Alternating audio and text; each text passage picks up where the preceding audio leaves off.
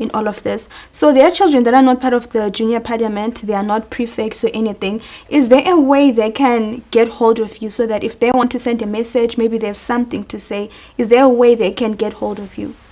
For Ecosi, we are visible on our social media platforms. On Facebook, we can respond. On X, we can respond. On Instagram, we've got an officer responsible for that.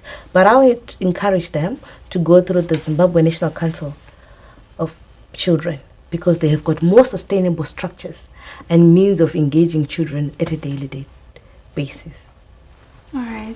Thank you so much for coming. Is there something that you'd like to share to someone out there who is watching but thinks, this thing is not for me? It's a child that's thinking, this is not for me. I'm just too much of a child. Even if I say something, they'll not listen to me. The budget doesn't even matter. Is there something that you'd like to share to that child?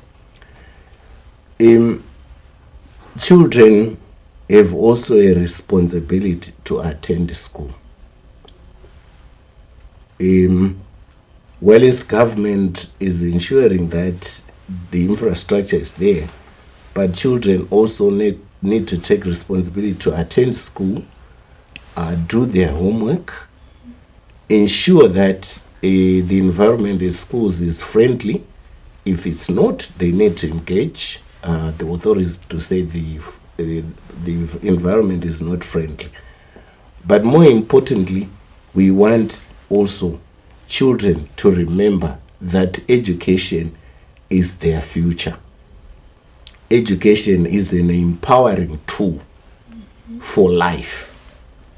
So going to school is their responsibility. They need to be educated. They should not concern themselves with issues of fees, but they need to attend school and ensure that they are learning. They also need to avoid drug and substance abuse that we are getting to hear from schools. They need to avoid such environments. All right. So how do you strike a balance between administrative costs and programmatic impact to ensure that all these children, they benefit? The state, as I said, is the duty bearer. So in terms of ensuring that infrastructure and administration is in place, that's a state responsibility. And we are aware that the legal and policy framework is in place. But for efficiency, schools need resources, and one of them is finance. And we urge Treasury to increase budgets for children, because it is their future. It is an investment. Education, when we educate our children, it's not a loss. It's an investment. We're investing in our future. They are the very same people who will be looking after us in our old age. So if we fail to invest in children, we are also failing to invest in our adulthood. Thank you so much. Thank you for coming. Ngithemba ke uzwile lokho abakukhulumileyo. Bakhulumile ke ukuthi wena as umntwana kumele uhambe esikolo ufunde ube wazi ke ama responsibilities akho. Njalo nxa kade ungulwana ucabangela ukuthi uba li prefect akulandaba. Njalo ngiyakutshela ke ukuthi try by all means ukuthi ube li prefect, try by all means ukuthi ujoine ke junior parliament, because these people, they actually have a voice and you can have a voice as well. So thank you so much for watching. This is goodbye. My name is Yanda Zawe, a Form 2 student in Tidot High School. We're running under the theme Planeting and Budgeting for Children's Rights. We feel this is important because by investing in children's rights of today, we're giving them a brighter future. And mind you, the children are today are the leaders of tomorrow. So by investing in their rights and helping them have a better today, we are then giving our nation, our parents, our cities, and the country as a whole a brighter future. My name is Miguel Mudzingo, and all of us student in Tidot High School. And the government has mainly helped us in education and food. But through BEAM, it has allowed children financial aid in order to go to school. And also through the introduction and continuation of the feeding scheme, it has allowed children to gain hearty meals and also increase the rate of attendance.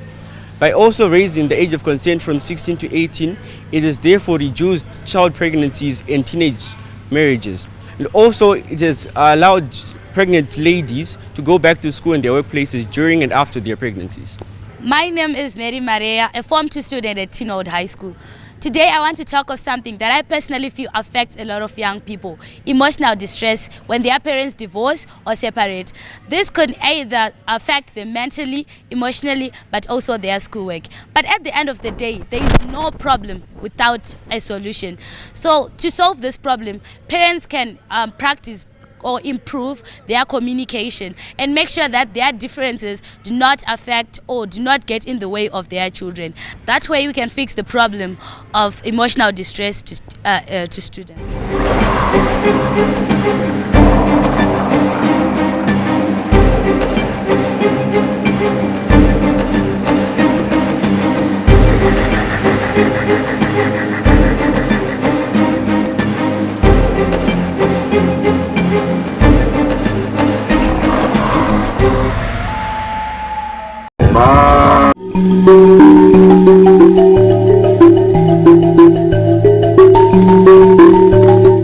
Zim Digital set-top box decoders with all the 7 local television channels and 6 national radio stations are now available for sale. The decoder will give you viewers access to ZBC News, ZBC TV, ZBC Jive TV, 3K TV, Kiona TV, NR TV and ZTN Prime. No subscription is needed as all the...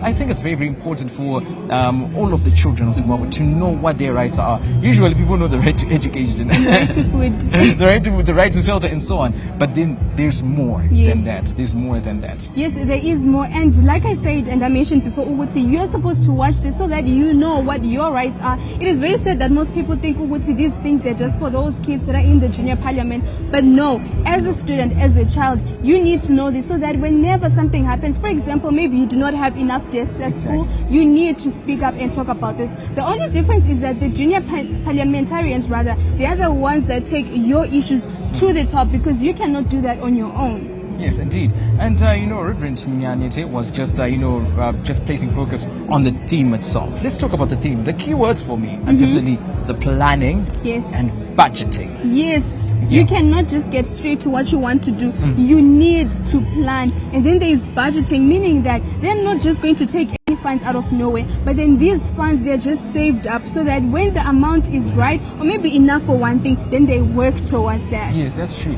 And, just as Noah was saying that, these things are done bit by bit. It's not like everything is just going to come in an instant at the snap of a finger. But then when you look at some of the developments that are actually going on right now, I can take an example of the Cybertruck coming through from the Ministry of ICT, where, the mobile computer lab, where the students get the chance to actually go into a truck full of computers, laptops, and then they learn about computers. They learn how to use computers. And these are some of the moves that the government is making sure that the government is making to make sure that everyone gets access to ICT. ICT is basically is getting closer to becoming a basic need. If you look at it, everyone now needs ICT. We've got e-learning. It's needed for communication, but e-learning being one of the key things that we're going to look at today, because we're talking about the children of Zimbabwe. Yes. And honestly speaking, I really like what the government is doing. Sometimes we might complain, but the problem, it is us, the students, that are not taking these things seriously. There's no way that the government will come door by door, laptop, no, they're just going to give us something, and then we work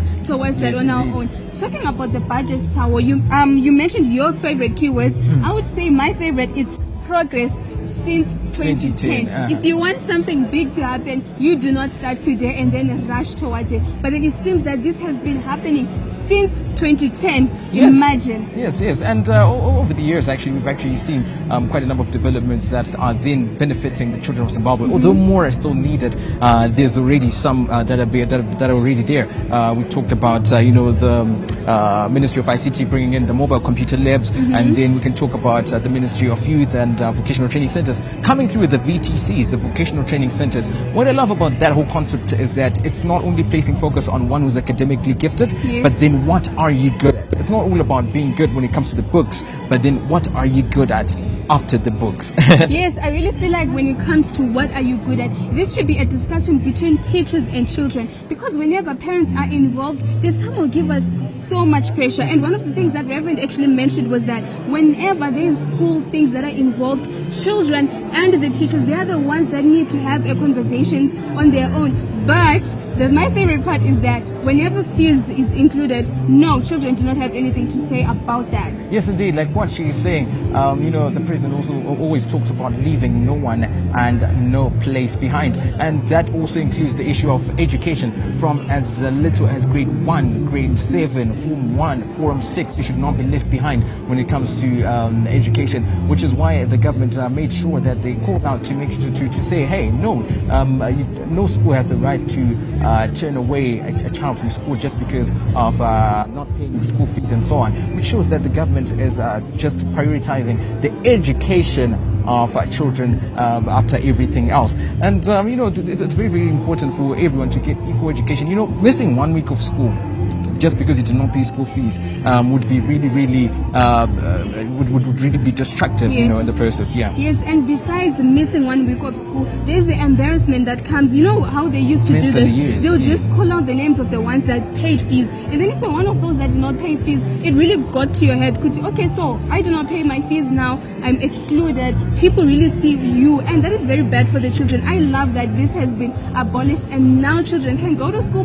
Whatever issues that they have with the fees, it has nothing to do with them, but everything to do with the parents. That's true. And not forgetting the number of innovation hubs we have right now. Mm-hmm. We talked about the VTCs, the vocational training centers, but then we cannot forget the innovation hubs which are coming to almost every year. You hear universities launching these innovation hubs. You see, even if some can I say symposiums and so on are held at universities like the University of Zimbabwe, mm-hmm. you end up seeing students in school uniforms coming in with their innovations, and then that shows that all those things that have been implemented by the government, for example, the innovation hubs are bearing fruit even from the university level coming down to high school level. Yes, for the primary school students, I don't know if I can say much about innovation, but there's still potential. They're doing computer science, or yes. some call it IT or whatnot. But then it just shows that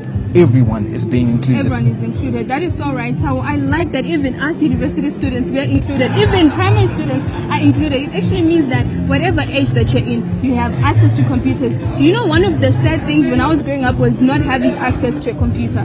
But now, everywhere you go, there's so many hubs. You can use the computers at school, and I really love what the government is doing. They are overworking even on our side. Yes, indeed.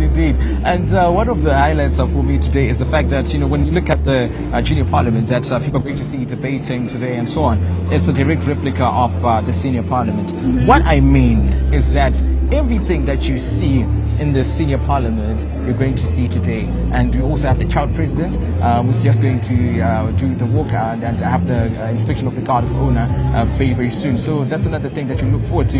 And also not forgetting that the president of the Republic of Zimbabwe, His Excellency Comrade Mnangagwa, is going to grace this event as the guest of honor. So you ought to look forward to that as well, because we've got a very special guest, as I said. Who doesn't want to be there? Who doesn't want to be there? And like I mentioned before, please, I urge you to tell your friends to tune in. This is advocacy TV. You do not want to miss this out. Talking about the fact that this is a replica of what happens in the senior parliament, I love how these children are being groomed to be better people. Even at school, they're going to be cool kids. They're going to know what is done, where it is done. They are basically educating these children to grow to be better people.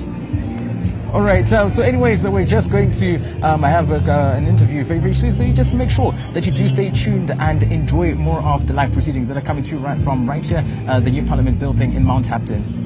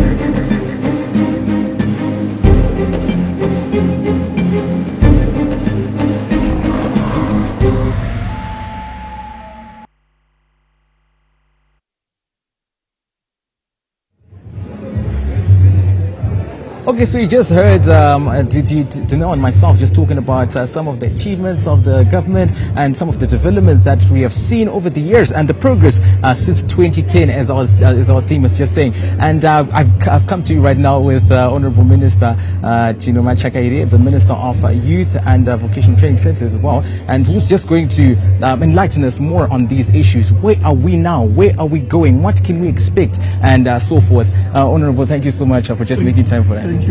All right, so Honorable, they made you planning and budgeting for children's rights progress since 2010. Yes. So akathatha swika kuma planning and budgeting yedu ku progress yedu tapapi chataita kubva tongoti 2010 chatinokwanisa kuti izvi zvasiyana.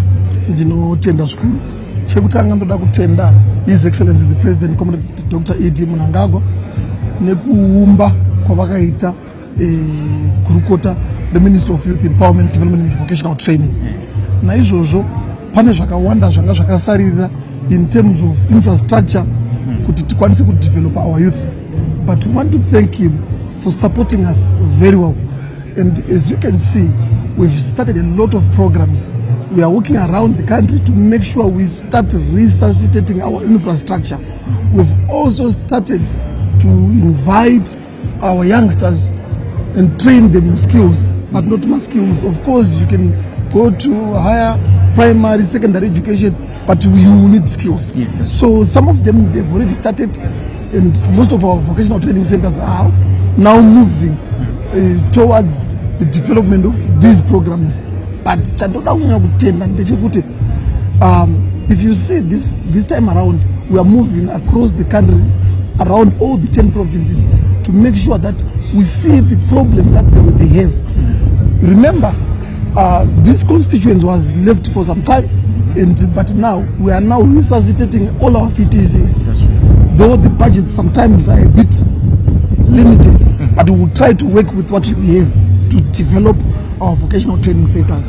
Secondly, His Excellency in 2024 launched the youth service in Zimbabwe, whereby we need to start training our youngsters patriotism. Where are we as a nation? Where are we going as a nation? So that they are well guided on what we are as a nation. So we really want to thank the President. There are so many initiatives, the youth empowerment programs, empowering our youth in rural areas, in urban areas. But I want to promise the nation that we are moving towards developing our youth, empowering our youth, equipping them with tools of trade so that they are able to excel and also develop themselves through the skills that we are providing them. Indeed. Thank you so much, Honorable Minister. And, I liked how you talked about, development of skills. Yes. Motivation because last class and it's really demotivating. Yes. But matter skill and the skills are train contribute to development in Kenya. Thank you very much. Yes. As you can see, we've got a lot of infrastructure projects that are happening in the country. Yes. There are so many construction works that are happening, which is one of the mandates that we have to make sure that labor builders, we train them to be builders, so they can also be able to be part of the initiatives, part of the programs, construction. This is what we want. Yes. Welding. There's a lot of welding work that is happening. We will take you to Akudisama skills welder. Kuvaka, Kwandataura, we are now trained on how to build. Yes. So motor mechanics, you can also, there are so many cars in the country. That's true. But we lack skilled people. But now, as we go forward, trying to make sure that we leave no one behind, we are going to invite them and provide them with skills. Though our capacity is limited, but we will try our best to make sure that everyone is accommodated. Oh, wow, thank you so much. Speaking of everyone being accommodated, you also mentioned the youth empowerment programs. The Apimam, my youth empowerment programs, I'm a launcher, and also how can a young person who's watching right now take part? I think I should honorable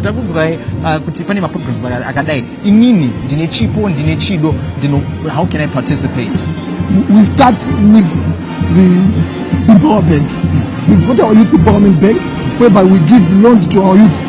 But now, as you can see, sometimes the bank is incapacitated. We will try by all means to make sure that we accommodate them in terms of giving them loans. We keep them with loans. We've got agriculture programs, with agriculture inputs, we're also providing them. So there are so many activities that we are trying, but allow me to say, we will make sure that no one is left behind in terms of providing equipment or tools of trade in the line of skills that we have trained. Yes, indeed. And for students who are failing to afford education due to issues like affordability, vana vakawanda vanogona kutadza kuenda kuchikora chinzi kuna mari yakakwana yeschool fees, pamwe mubereki wane akashaya saka mwana asara nehwane mubereki, pamwe mubereki wacho hashandi kana kuti mari yaari kuwana. It's just too little to afford them education. Vana vakadaro, this is one of the reasons why people have gathered here to Chintariza the Day of the African Child, where people were protesting against that. Vachitaura kuti one quality, free education, yekuti munhu wese awane dzidzo equality yakanakisisa. What is the government doing in terms of that as well to make sure that that child who's facing affordability issues is not left behind? Thank you so much. This is the thing. We've got so many programs that are in line to support such students who cannot afford. But also, His Excellency the President, through his presidential scholarship, is also supporting some, and we want to appreciate him for that. But we also appeal to our President that we need to keep on pursuing scholarships, because we don't want to leave our students with no quality education. We will try by all means to make sure that we keep on appealing to our principal to say this is what is happening. Can you keep on supporting?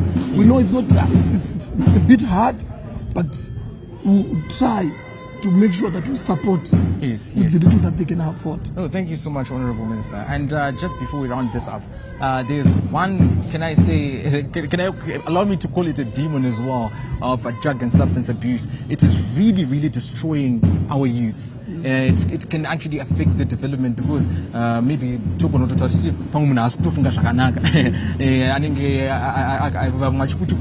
so on.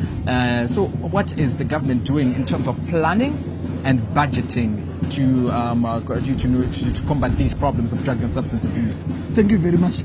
We also need to thank the President for putting more focus on the issue of fighting drug and substance abuse. As you are aware, there's a committee that was formed, the task force that was formed specifically to fight the issue of drug and substance abuse. There are so many awareness campaigns that are happening around the country, so many programs that are happening. There's a fund that is allocated for the programs of fighting drugs and substance abuse. So I want to thank His Excellency for that. And the pillar also is a ministry. We are under the demand reduction pillar that also looks into such issues of drug and substance abuse. And is going forward, you see that the pace will increase and increase, because the issue of drug and substance abuse, it's a threat to the nation. It's a serious issue, and it has to be treated as a critical issue. So this is what we are doing, and we need a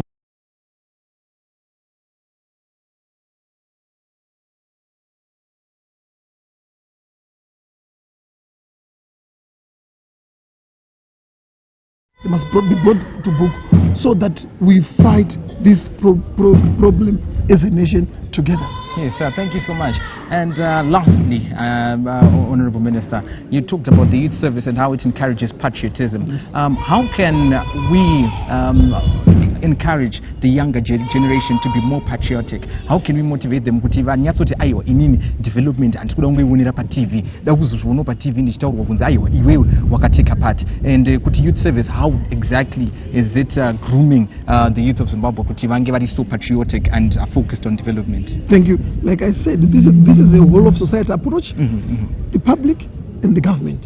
We need to educate our people the importance of youth service in Zimbabwe. It is not for the government's benefit. It is for the children, for our young people to also understand the purpose of developing them. the purpose of instill discipline in them, the purpose of guiding them, on them to have knowledge on their nation, where the nation came from, where it is, where it's going, what have we achieved as a nation. It also guides them on principles, even the issue of fighting drug and substance abuse. It also comes with these programs so that we train them. If you look at it, on our last intake, there were so many drug addicts, but they are now testifying that I cannot go back to that because they were trained.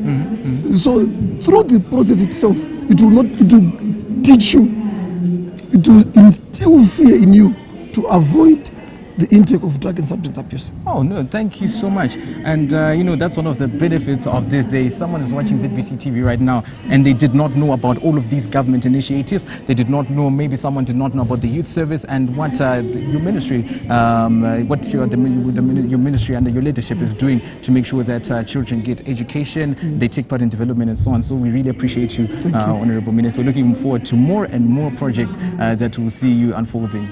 Thank you so much. Right, Thank you very very much. much. Thank you. Thank you. All right, so you see what I was talking about and what we were talking about earlier on. You know, it's very, very important for all of us to just take part in the development of our country. You heard what the minister said. It's a society issue. We need to help each other out. You can play a part when it comes to helping in the development of our country, no matter how young you are. You can also take part when it comes to grooming a child to take part in the development of our beautiful, beautiful country. So anyways, we're just going to just make sure that you stay tuned for another conversation that we're going to be having, which is centered on this day of the African child, as well as the official opening of the 33rd session of the Junior Parliament happening right here in the new Parliament building in Mount Hampton.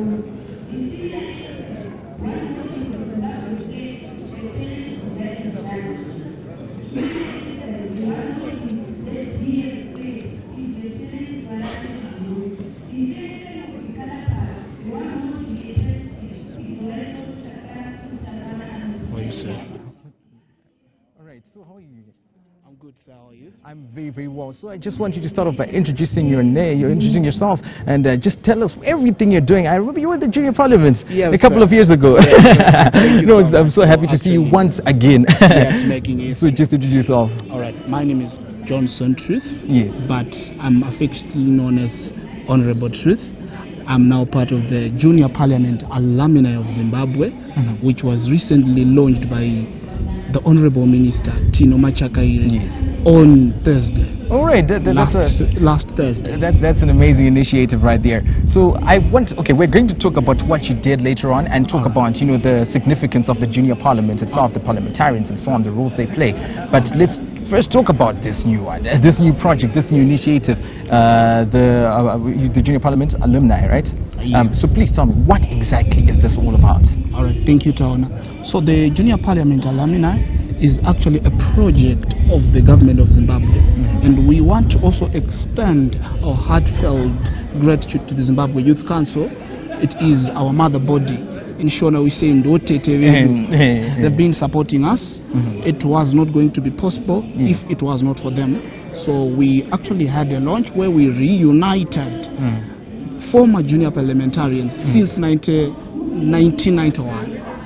There was actually someone who attended, who was in our first session of the Junior Parliament. The first session of the Junior... The first one, 1991? Yes. And, it was actually quite a memorable event where young people reunited, shared experiences, and more importantly, we networked. Yes. Trying to map a way forward, because in leadership we believe that it's not just a journey, but it's a journey that continues.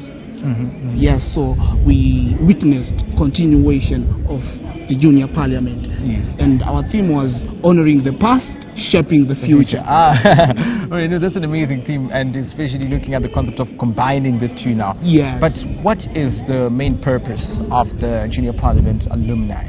What can the people expect from? We are trying to bridge the gap between the Junior Parliament and the former parliamentarians, so that there was a gap, and His Excellency, the President of Zimbabwe, Dr. Idi Mnangagwa, was always asking about this issue. So the Zimbabwe Youth Council saw it fit so that we can have the junior parliament alumni, which is going to advise the current crop of the parliamentarians. So does this mean that for the current junior parliament, the newly elected ones, are they going to be having issues brought to them and then they take the issues to you, or they can even still make decisions on their own and address some issues on their own without the alumni? All right, the alumni is just going to support the junior parliament, because one thing that's lacking in the junior parliament is support, is in resources. And one thing that we highlighted during the launch is that we don't want to see junior parliamentarians suffering after their terms of office. You know, we have been seeing other former parliamentarians being vendors soon after the term of office. It's not something that we would want to see. So we are trying to harness support and offer support to the junior parliament, so that it can be an admirable thing that every kid should feel so excited, should desire to be in the junior parliament. That's what we are trying to do, to decorate it in a way that it attracts everybody from all corners of Zimbabwe, leaving no one and no place behind. All right, so let's just go back a bit to the junior parliament itself. You talked about support and so on. So where does the role of, what are the roles of the junior parliament? Where do they start and where do they end? You talked about the challenges, right? So if they are facing those financial challenges, but maybe they're facing funding challenges, what exactly are they supposed to do? All right, the junior parliament is a voice of the children, because we say that anything for the children without the children is totally against the children. So the junior parliament now comes in to be the voice of the children, taking different issues, collecting different challenges from different constituencies, now coming to the parliament so that they can make policies that fit, that are so favorable to the children. We have a pending bill, the Children Amendment Bill, which was actually as a result of the junior parliament. Tell me more about it, actually.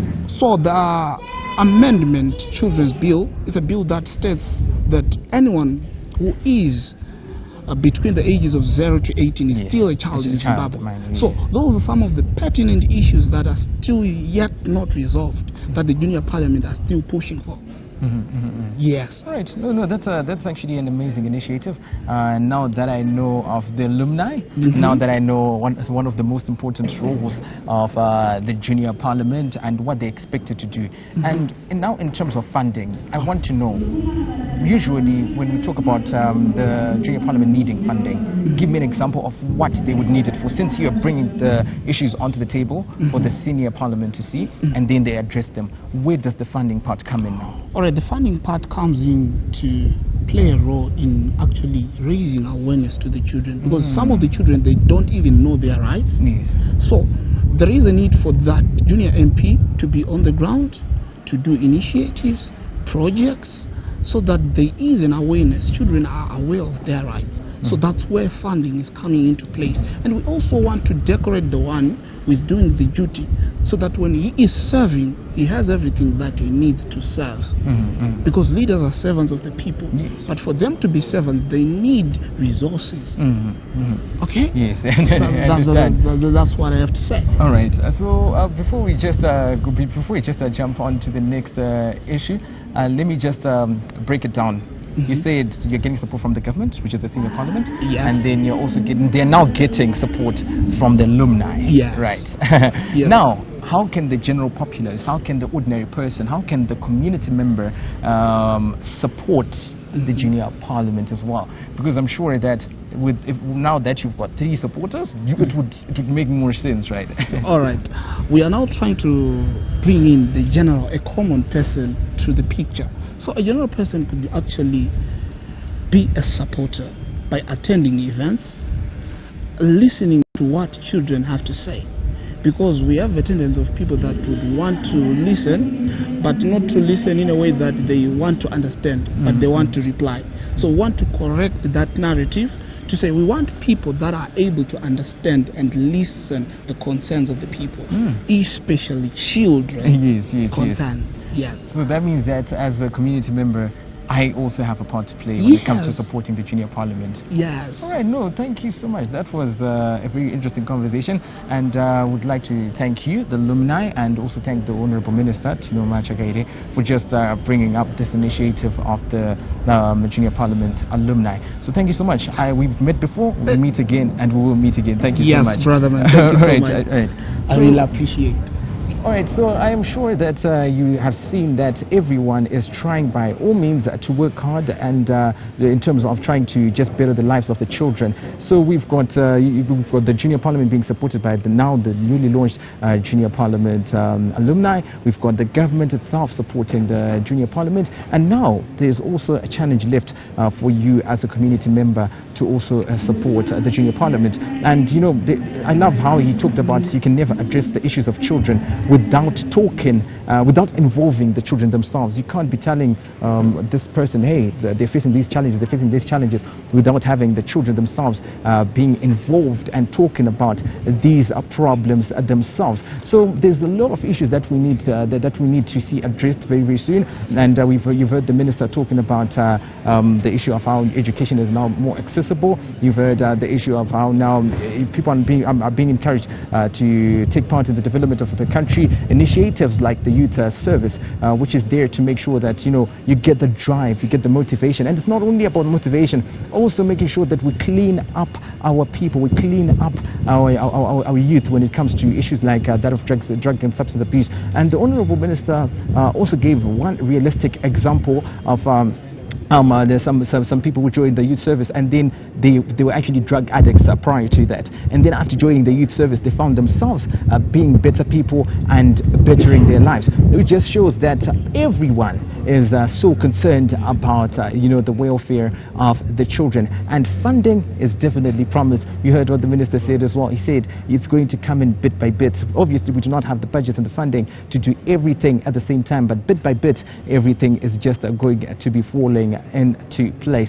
And once again, thank you so much. You're actually watching us broadcasting to you live the official opening of the 33rd session of the Junior Parliament, broadcasting live from the new Parliament building in Mount Hampton. And right now it is now a very, very special moment, and you heard me talking about a very special person gracing this event, and I'm talking about the President of the Republic of Zimbabwe, His Excellency Comrade Emmerson Mnangagwa, who has just arrived right now, as you can see. And this is the moment we've all been waiting for, because he is the guest of honor. This is a very special moment for the kids, for the children as well, because it also shows that the president is so concerned and is definitely prioritizing the welfare of children. Imagine with his busy schedule and everything, he has definitely prioritized this day and set it aside to be here with these children right here at the new Parliament building in Mount Hampton. And once again, progress since 2010,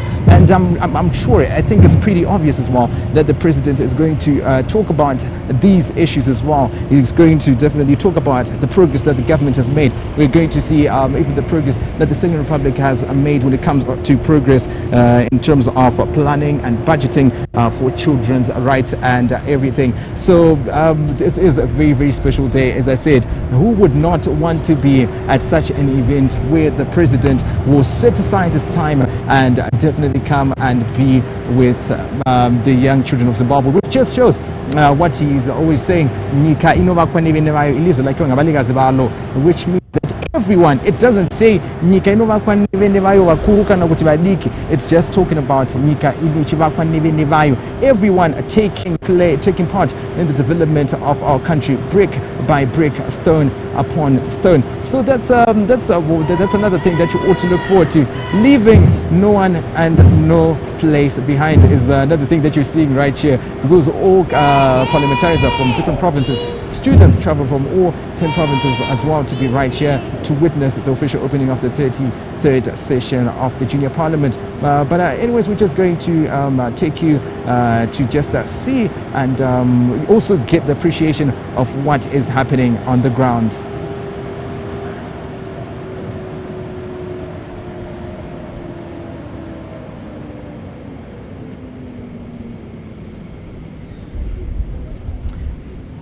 All right, so very soon we're going to see the child president just inspecting the guard of honor. And you heard me earlier on talking about how important this part is, because we're talking about discipline and how it's one of the main focus of that guard of honor inspection.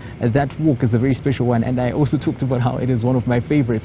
So that's one thing you're definitely going to have to look forward to. And very soon we're actually going to see the debate. And not only that, after the junior parliamentarians have their debate, we're going to have the ministers, the honorable ministers, respond to all their issues and see how some of these problems that they're facing as children can be addressed, which just shows that inclusion is very, very important. And also, when we talk about inclusion, any child between the ages of 12 and 18, it can join the junior parliament. It doesn't matter what background you're from. It doesn't matter what community you're from. As long as you're a child of Zimbabwe, you definitely have the right, and you can definitely get the chance to be part of the junior parliament, which just goes on to show that the government is so concerned about inclusivity, inclusion, making sure that no one is left behind when it comes to these development issues. Because how can we talk about development, leaving one province, taking one province, taking this province, going on to this province, and so forth, which is what we all even see when we talk about the Independence Day celebrations. We have the Children's Independence Party, which is, and they're constantly rotating, which just shows that no one is being left behind when it comes to the issues of development. And I was just excited just seeing that the guest of honor, His Excellency President Emerson Mnangagwa, has arrived at the event. My blood was excited. One thing about him is that when he shows up, it's not just you who is excited. Even our blood, there's something, even the weather just changed because someone great is right here. But then Tawana, when you were doing your interviews, I really loved what these people were saying. I really loved how they are putting children first, and they think that we are the future, meaning certainly we are the future. Yes, and let's just go back to what the child president said after his election. Taking everything that's put on paper and then making sure that it's put into practical. It's put into practice. The minister also talked a bit about that, talking about how we have all these plans, but sometimes we can't do all of those things at once, but they're going to be happening bit by bit. And it just shows that the president is so concerned about and so focused on making sure that every Zimbabwean child is satisfied and is happy, living a happy life. You get everything that the next person is getting as well. Yes, Tao, and that message coming from someone very, very young, it means that it's only the body that is young, but the mind is very great, because he mentioned that everything that is put on paper, he wants to make sure that it actually happens, meaning everything that the children have been complaining about, it is not just to continue just being a complaint, but it's something that he wants to work on, making sure that there is going to be change. I like ukuthi abantwana yibo ke abasebebona into zokwenza ngalokho okwenzakalayo Thawo. It's really great. Yes, indeed. And soon we're going to see the lineup of the procession, which is going to be something like this. We're going to have the child judges, followed by the junior parliament procession into the parliament, and then thereafter it will be the time of for the reading of the proclamation by the clerk of parliament, and lastly the procession of the child president. And this is just coming back to what we were saying about how everything here is a direct replica of the senior parliament. So when it comes to the issues being brought into the table, there's definitely going to be no filter. The children are going to be saying it as it is. We're facing these and those challenges. We need help. We need your assistance. We need funding. We need this and that. And the good thing, they come up with solutions. Yes, Tao, and you mentioned something to do with discipline. I love how these soldiers are so disciplined. No fidgeting, no unnecessary movement. They're doing exactly what real soldiers are. So maybe these are soldiers by birth. Like you mentioned that William Shakespeare mentioned some leaders are just born great. Yes, and some achieve greatness and some have a greatness thrust upon them. But then as Zimbabweans, we can safely say that we were born with greatness. And when you talk about greatness being in us, it means that we all ought to take part in the development of a country. Are you good at technology? Then take part, then just come up with ICT projects that can actually help the next person. And you also heard how there's now the issue of development of skills, not just the academic part of things, not just the algebra, not just the ABCs, not just the 1, 2, 3s, but also the skill. What are you good at? Do you think you're into cars so much? Yes, you can get the chance to be a mechanic through the support of the government. Do you think you can be a carpenter? Yes, you can get the chance through the VTCs, vocational training centers from the government under the Ministry of Youth and Vocational Training. So it's very, very crucial that we're seeing these developments on a daily basis. It is very true and crucial. And one thing that I love about these developments is that the children do not have to worry about anything. There are so many things that are happening in power. Like I mentioned before, that these children are doing something great. Do you see how disciplined they look? Yes, indeed. And now we're actually seeing the arrival of the child president, and that means that very, very soon we're going to be getting the inspection of the guard of honor. So we're just going to take you right there so that you actually see what's going on. And you might think, oh, what are you talking about? That's why we bring it to you live on ZBC TV, so that you're not left behind when it comes to what is actually happening right now. So it's definitely one of my favorite parts, so I'm looking forward to it. Yeah. Later on, we're going to see the child president also delivering his speech, but now we're going to witness his arrival. He's also arriving in style, just as you can see. I see that. He really is the child president from the looks of it, and everything is happening exactly how it would happen if the president was to arrive. And it's amazing, Kawana. This is great. Yes, this is very amazing. And also, let's just not look at how beautiful it is, but let's also look at the future benefits of how it's going to come onto these children. How is this child going to benefit? It gives them even more motivation. Maybe a child watching right now is now getting the drive, inspiration and motivation that, hey, if person A can do it, if this student can do it, if this child can do it, then what can possibly stop me? Yes, meaning that this is not just a one-person winning type of information and program that's happening here. Everyone is winning. One child is the president, others are benefiting from what he is going to give us when he is the child president. Yes, indeed. And now we have seen his arrival, and very, very soon, as we just promised, we're going to see the inspection of the guard of honor, which is definitely one of the highlights of this very, very special event. And once again, let me just remind you, if you're just joining us here, watching the official opening of the 33rd session of the Junior Parliament, broadcasting to you live from the new Parliament building in Mount Hampton. So everything that you're seeing right there on your screens is happening as we're actually seeing on the ground as well. So you definitely have to make sure that you stay tuned, and not forgetting how important the theme is: planning and budgeting for children's rights progress since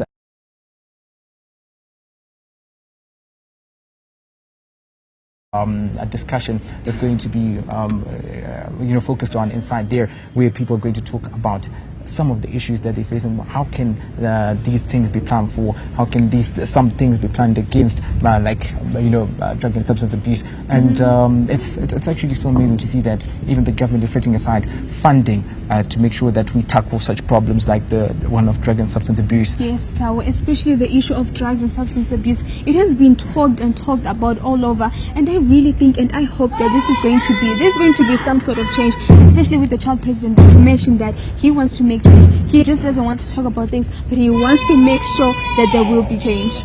Yes, and right now we're actually showing you what is happening on the ground, which I'm really hoping that one or two people might be inspired. And as I just said, the sky is the limit, and which means that and as long as you're between 12 and 18, you can actually get the chance to be doing what these children are doing right here. And we're talking about how people are still fighting for their rights when it comes to education, when it comes to quality education, when it comes to free education. And then some of those answers are coming. We've got scholarships now coming in. Yes. We've got presidential scholarships There's coming also in. BEAM. Yes, exactly. To make sure that no matter what challenges you might be facing, and obviously there's the issue of merit. If you're working hard enough to achieve, to obtain it, to achieve it, you will definitely get it, leaving no one and no place behind. Yes, and I love the fact that these children are studying at a very, very young age, 12 to 18 years old. How, what were you doing at that age? Well, I can say I was concerned about development, but then I didn't get the platform like what they are right now. Yes, and I love that they are now examples to you who is watching at home. If you want to participate, you gotta make sure that you work hard. This is not just about participating, but it's about to make an example of yourself and making sure that people at your school students at your school, they are looking up to you, and you have something that you are doing. Yes, and indeed. So it's very, very important for us to know even the peers that we have at school and so on. It's very crucial for you to be there for the people that you're with all day long. The minister talked about how as a community we have parts to play. That this person is the drug lord. This person is the main supplier of these drugs that are destroying the communities. Why not take part and be there for your peer? Why not take part and be there for the next community member? Yes, Tawa, not only one person can make change, but together we can make change. There's no way only one person can make change.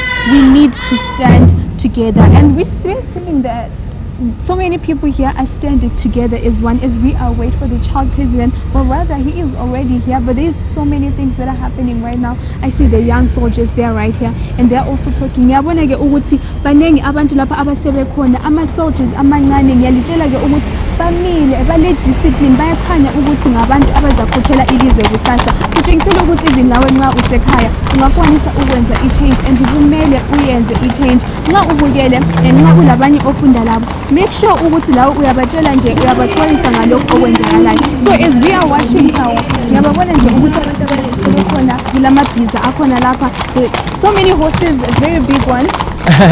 Yes, and I'm sure that's one of the most interesting things for some of the children who are right here, who have gotten the privilege to be tuned in and watching here. But it was always in the last time. We're just going to be crossing over and just to see what is actually happening on the ground, so that you're not left behind.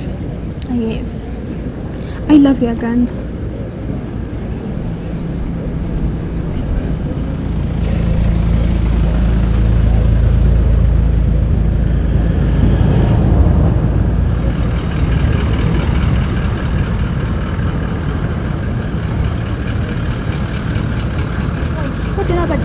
Balindeleke ukuthatha ilizwe lethu, babone okwenza ngalo ilizwe leli nelawo, and bazakugcina kuhle. Alright, so now the child president has arrived, as you can see, and we're just going to take over and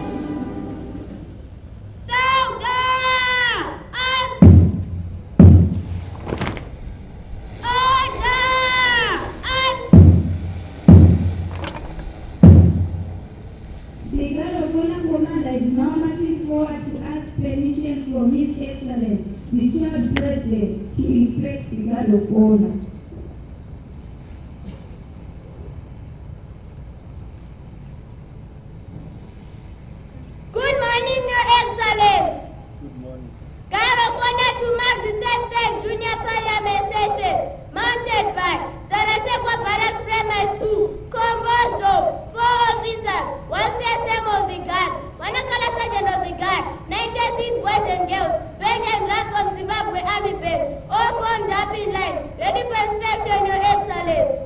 lady.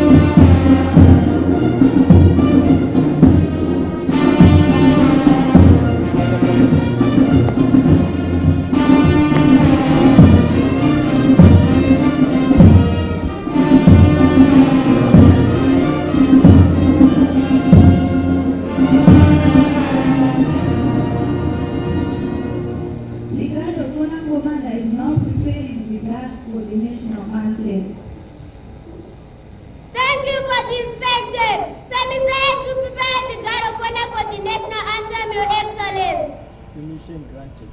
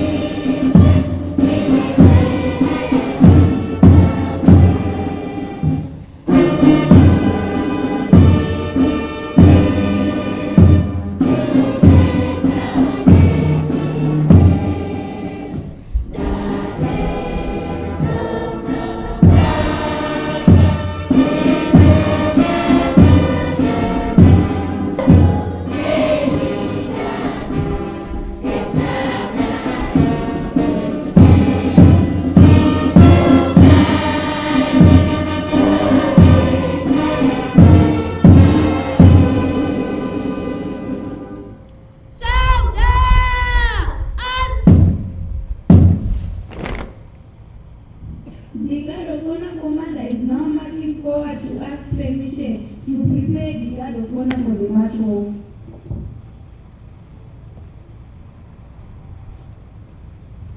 Permission to march off, Your Excellency. Permission granted.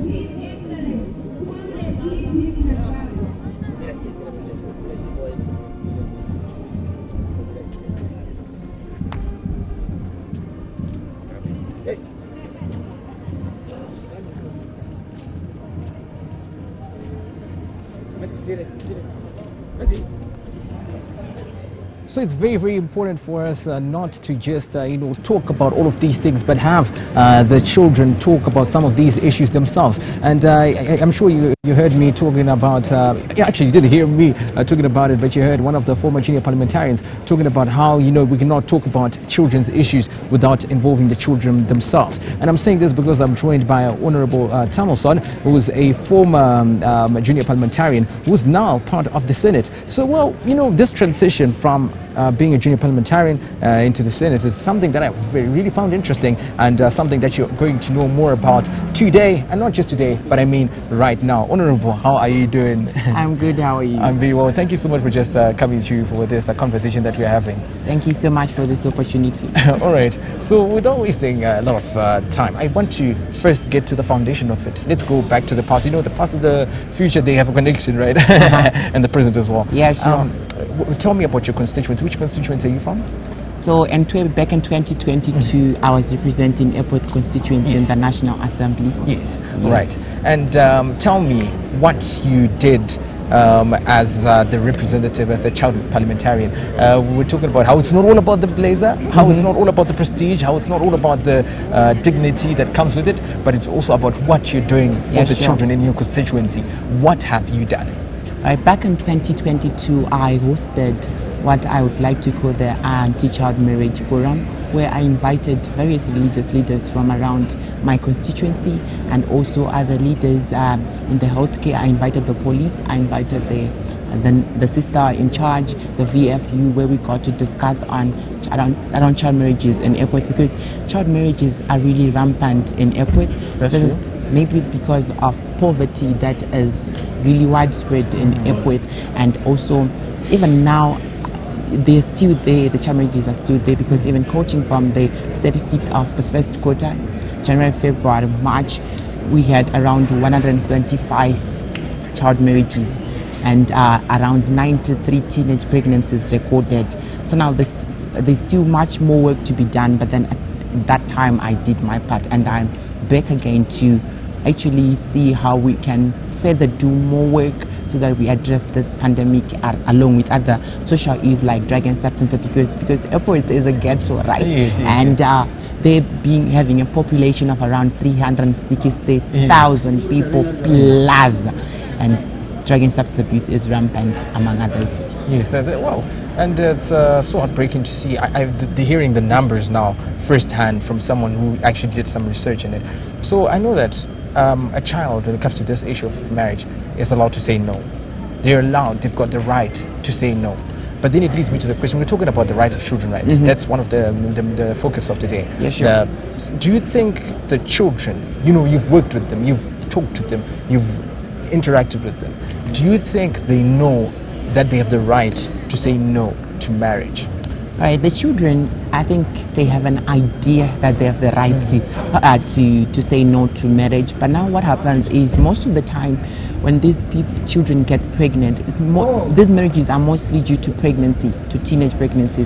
It's not marriage on the basis of just like, I want to get married, but usually it's because they would have gotten pregnant, and now the parents at home are afraid of taking the responsibility for the pregnancy, and now the child they marry them off. It's just, let me just get married, or maybe the parents say, no, you should go to your husband. Right, so I hate to say this, but partially we're also blaming the parents of these people. In fact, we can fully blame them if they're giving the blessing, if they're marrying off their children to older men and so on, if when the children are minors. So what are the consequences? I know there are consequences for the person who marries the child, but how are the consequences for the person who marries off that child, that parent? All right, the Constitution doesn't allow it, right? Yes. But then what's happening right now is, you see, the people are afraid of being blamed, right? Yes. To the extent that they cannot report the one who impregnates the child. So they want to cover face, more like for the public, for the respect of the family, they would just want to cover things up, and in a way they are harming the child, because when they cover up, child marriage, if you ask me, it's a crime.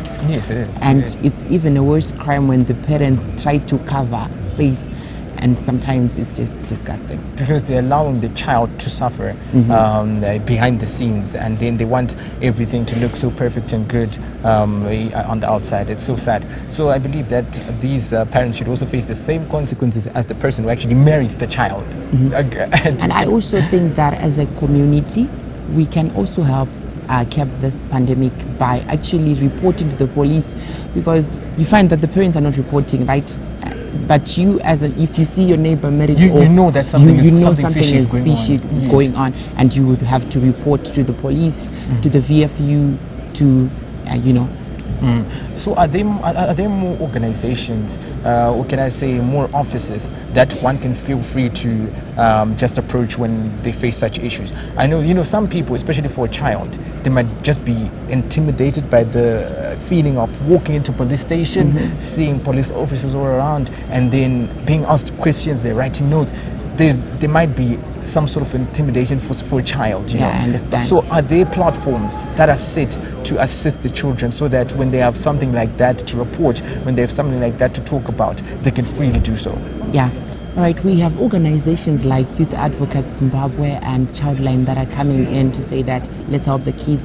They have set up the toll-free numbers for Youth Advocates as 393 and for Childline as 116, where you can just call and state your issue. And something that I find interesting about these helplines is because they can even track the kids, the children, to say he called us, and they can do follow-ups to say, where are we on that issue that we talked about? You said you were facing abuse. Where are we now?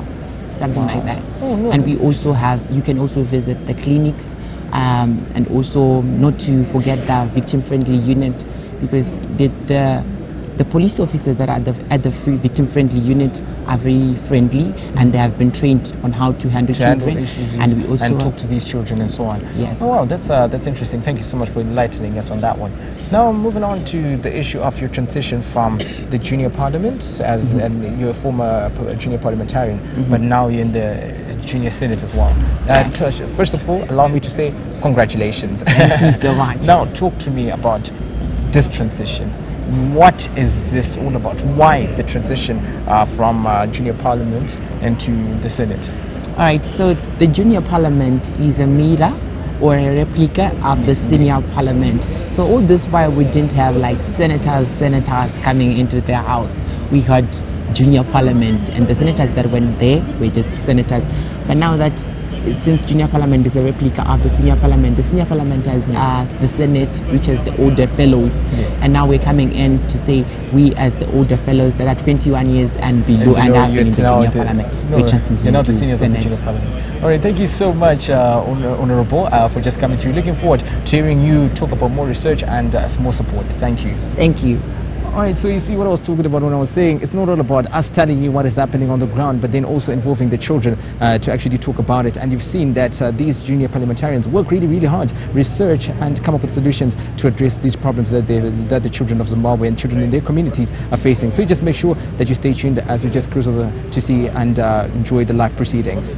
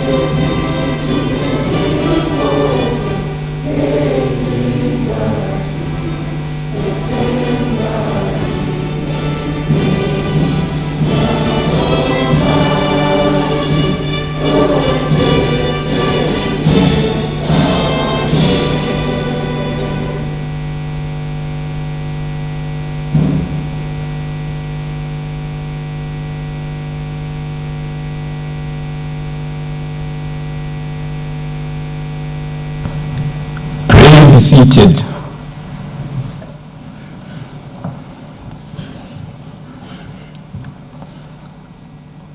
Honorable members, may you grant me the honor and privilege to welcome and invite His Excellency, the Child President, Lionel Mazarire, to deliver the State of the Nation address and outline the legislative agenda for the 33rd session of the Children's Parliament.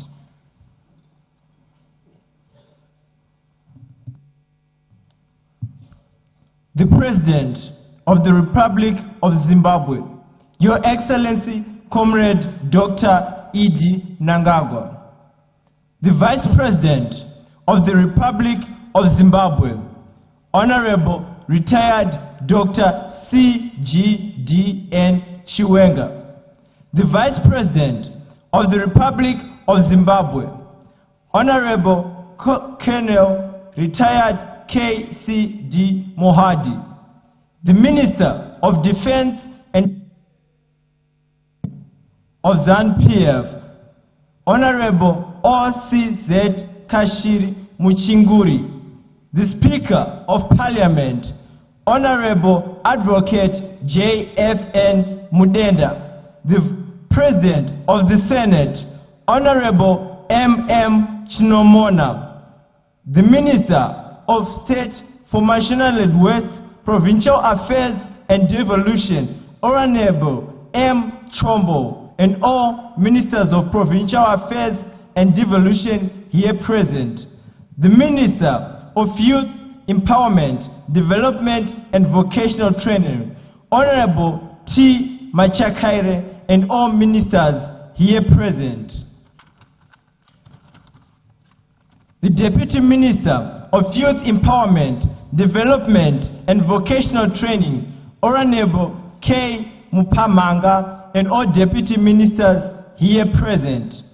Chairpersons of Portfolio and Thematic Committees, Senators, and Members of Parliament here present. The Chief Secretary to the President and Cabinet, Dr. M. Rushwaya. Chairman of the Public Service Commissioner, Dr. V. Hungwe. Permanent Secretaries here present. The Chairperson of the Zimbabwe Youth Council, Ms. Ara Mugwagwa. Senior government officials here present. The Speaker of the Children's Parliament. The President of the Children's Senate. Members of the Children's Parliament. Children's Council. Ladies and gentlemen, comrades and friends, boys and girls. Good morning, Madam President of the Senate, Honorable Speaker, distinguished members of the Children's Parliament. What a glorious moment it is. My heart is swelling with pride and joy, yes, even a flutter of nerves, because today, not only for ourselves, but for millions of other children and young people across Zimbabwe, first and foremost, allow me to pay tribute to our President, His Excellency, Comrade Dr. Emerson Mnangagwa. Your unwavering commitment and bold vision in the Second Republic have given us a louder voice, brighter hopes, and a firmer belief in our potential. Because of you, Your Excellency, the rights of every child are no longer ink on paper. They are a very promise of our daily lives and the foundation of our shared future. Honorable members, today you will debate the pressing issues that shape our tomorrow. But I ask each of us, as we remember the brave children of Soweto, let our debates be more than just words, but a pledge to serve. In our schools and communities, let us shine light on the perils of drug and negative pressure. Let us launch support clubs where young survivors of addiction share their victories. Let us convene parents, teachers, and our village leaders to stand united in safeguarding our generation. And wherever we can, let us join hands with our senior parliamentarians, our mentors, so that our plans take root and flourish in any constituency. The journey ahead brims with promise. With the leadership of His Excellency, I envision internet centers in every ward where children in the remotest of villages will learn to code, will research and connect with the world beyond our borders. I see vocational training centers reimagined with modern workshop spaces where young carpenters, welders and designers and tech enthusiasts transform ideas into livelihoods and lift their families out of want. We, as the junior parliamentarians, will champion camps that teach leadership, financial savvy, and accessible mental health support. We will convene our own youth summit where the brightest innovations will be led by architects of our nation's future. But talk alone will not bring Zimbabwe to and build it. True progress demands action. I challenge each and every one of you. What book did you read today that sharpened your mind? Whose hand did you lift in your neighborhood, and why and how? Which new skill will you master to better serve your community? For every time you grow, Zimbabwe will grow with you.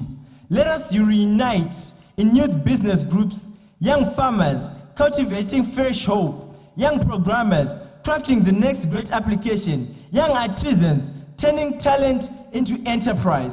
And let us remind every decision maker, from local chiefs to the president, that we stand ready, eager to partner in Zimbabwe's success. Today, we do more than just open a session. We ignite a movement fueled by caring hearts, keen minds, and courageous spirits. We vow that no child and no place is left behind. We will be our reality, not merely our rallying cry. We promise to lift one another, to protect one another, and to believe in one another. So junior members of parliament, speak with conviction, listen with empathy, and act with courage. Together, we will illuminate the path to a brighter Zimbabwe. It is with immense pride and unwavering faith in you that I declare the 33rd session of the Junior Parliament of Zimbabwe officially open. God bless you all, and God bless our beloved Zimbabwe.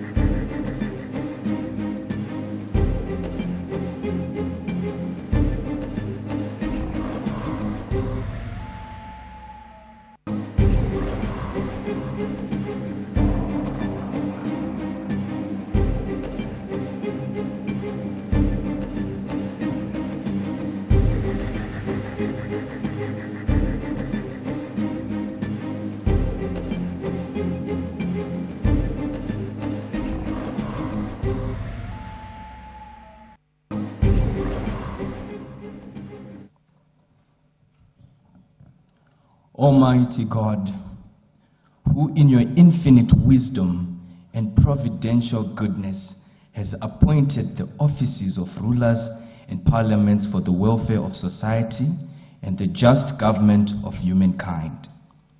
We beseech you to behold with your abundant favor us, your servants, whom you have been pleased to call to the performance of such important trusts in this land.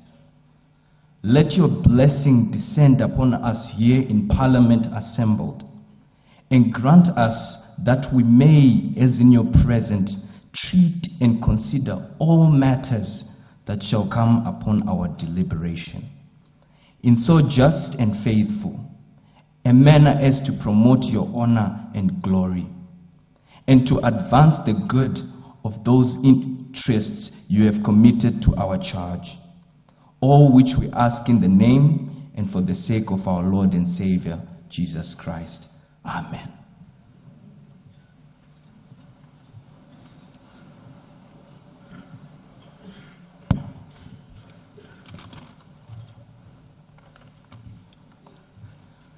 I lay upon the table a speech which His Excellency, the Child President of the Republic of Zimbabwe, Honorable Lionel Mazarire, has been pleased to deliver to the Children's Parliament. Are there any notices of motions?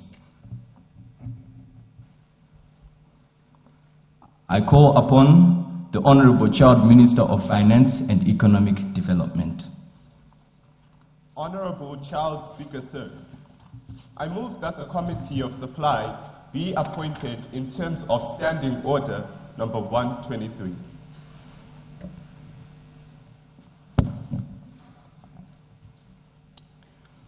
I put the question that the Committee of Supply be appointed in terms of Standing Order number 123. Those in favor of that opinion will say aye. Aye. Those of the contrary opinion will say no. The ayes have it. The ayes have it. The question is accordingly affirmed.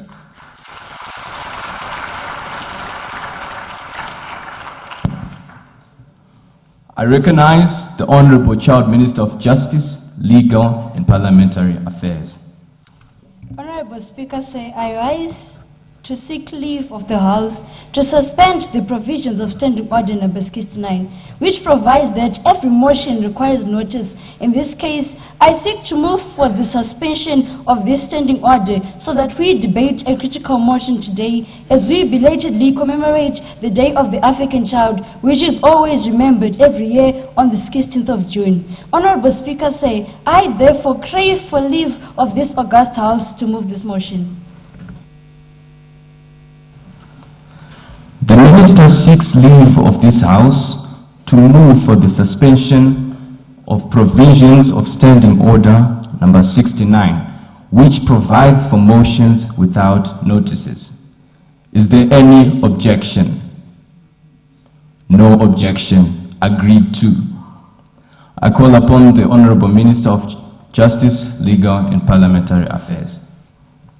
Honorable Speaker, I move for the suspension of provisions of Standing Order number 69 so that I introduce the motion to observe the belated commemoration of the Day of the African Child. The question before the House is a motion by the Honorable Child Minister of Justice, Legal and Parliamentary Affairs that the provisions of Standing Order number 69 be suspended. Is there any debate? No debate. Agreed to.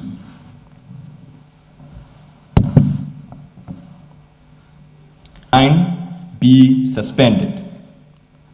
Those of that opinion will say aye. Aye. Those of the contrary opinion will say no. I think the ayes have it. The ayes have it. The question is accordingly affirmed, and the provisions of Standing Order number 69 are hereby suspended.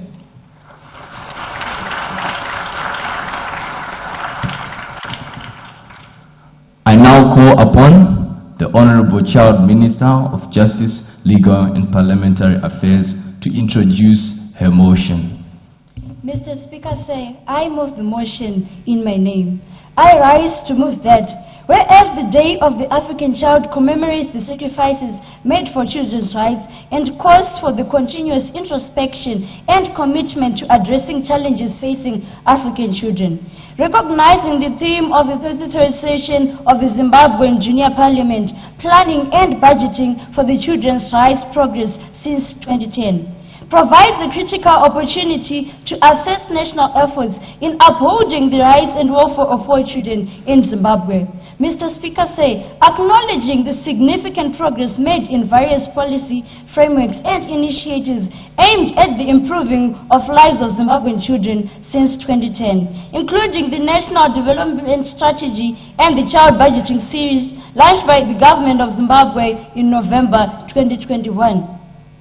Concerned, however, that despite these efforts, persistent challenges remain in areas such as equitable access to education, comprehensive child protection, adequate health care and nutrition, genuine child participation, often exacerbated by constrained fiscal environment, economic volatility, climate-induced emergencies, and inefficient resource distribution. Mr. Speaker, emphasizing that effective planning and child-sensitive budgeting are fundamental to translating constitutional provisions and international commitments to tangible improvements in the lives of children.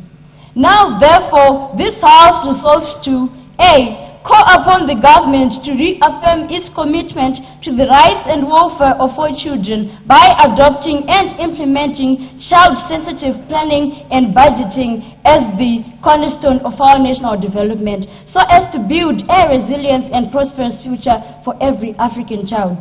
B. Applaud the government for sterling progress made towards improving the lives of Zimbabweans since 2010.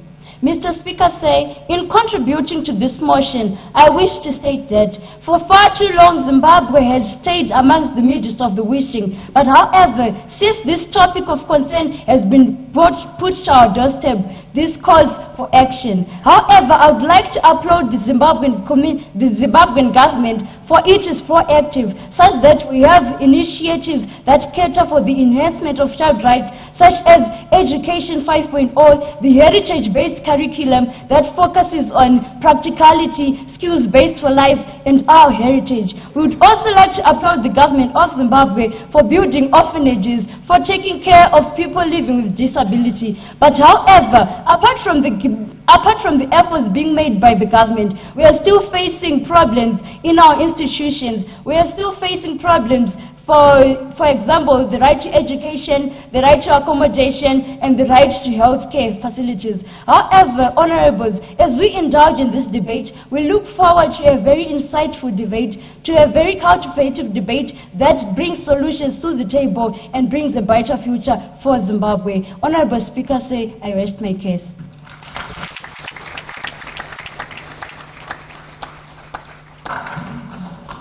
Thank you, Honorable Minister.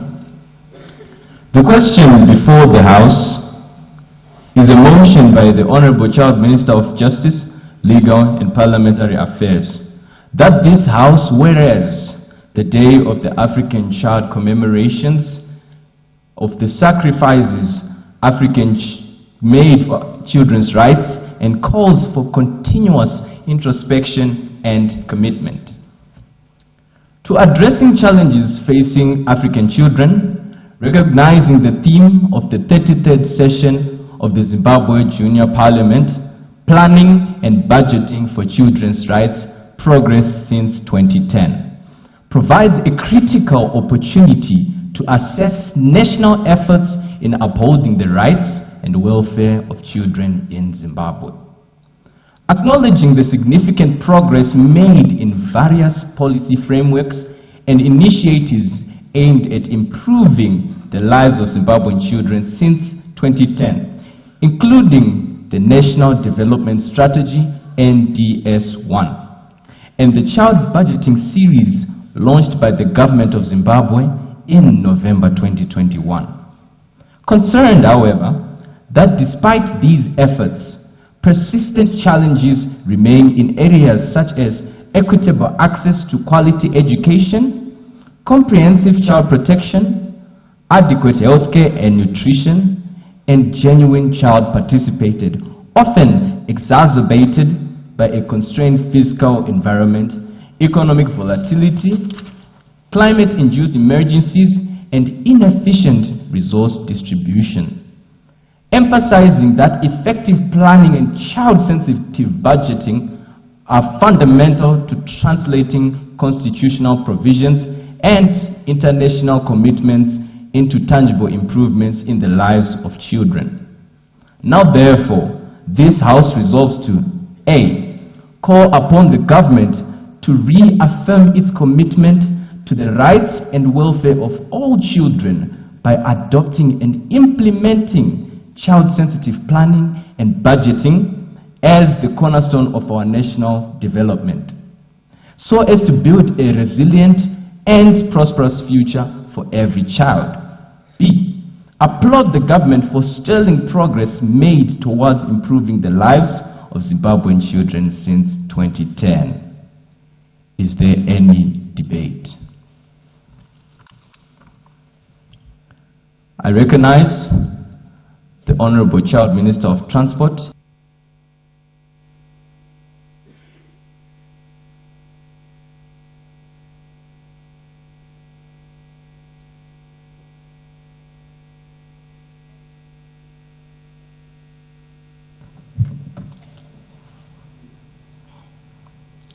I thank you, Mr. Speaker. The President of the Republic of Zimbabwe, Your Excellency, President Emerson Dambuzumnanga Mazari, distinguished guests, and my fellow honorables. It is both an honor and a privilege to address this august House today on the significant strides Zimbabwe has made in advancing children's rights since 2010 and the critical role of planning and budgeting in these achievements. Over the past decade, our government has demonstrated unwavering support to the welfare of children through strategic planning and prudent budgeting. We have implemented policies and programs that have positively impacted the lives of my fellow young citizens. One of the most notable achievements is the substantial increase in school infrastructure. In 2020, we have secured funding to construct not less than 120 new schools, including 30 funded by the National Building Society and 50 through a partnership with OFID. This initiative aims to reduce the distance children travel to school, ensuring that no child is left behind due to geographical barriers. Furthermore, our collaboration with UNICEF has yielded impressive results. In 2023, we reached over 73,000 children through the Emergency Social Cash Transfer program and solarized 128 disadvantaged schools, enhancing access to energy and digital learning. However, we still face some challenges. Access to quality education in remote areas continues to be a difficulty and concern, in which we must intensify efforts to bridge this gap. Additionally, while progress has been made in healthcare, there is need to further reduce child mortality rates and improve maternal health services. In the realm of infrastructural development, the recent completion of the Trabablas interchange stands as a testament to our commitment to modernizing transport networks. This $88 million project, inaugurated in May 2025, and has significantly eased traffic congestion in this area, thereby improving access to essential services for children and families. As the Child Minister of Transport and Infrastructure Development, I wish that we celebrate our achievements and remain vigilant and continue to allocate resources. By prioritizing children's rights in our planning and budgeting process, we pave the way for a brighter future and a more equitable future for all Zimbabwean children. I thank you.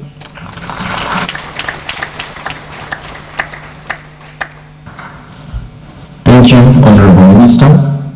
Is there any further debate? I recognize Honorable Shakespeare. Thank you, Honorable Speaker, sir. Firstly, I would like to applaud the government for everything it has done to prioritize children's rights. I would like to take a look at child protection, child participation, and education. On child protection, the government established the Marriage Act that states that 18 years is the minimum age for marriage. It has also hosted many awareness campaigns to stop early marriages. I would like to applaud the government for implementing the pre-trial diversion with the help of UNICEF to provide a justice system that molds children and prevents further crimes. The establishment of the victim-friendly units at police stations where anyone can report abuse without fear of being ridiculed. And the establishment of junior parliament, junior councils, and child protection committees. Though progress has been made, challenges still persist. For instance, establishing some of the laws in rural and religious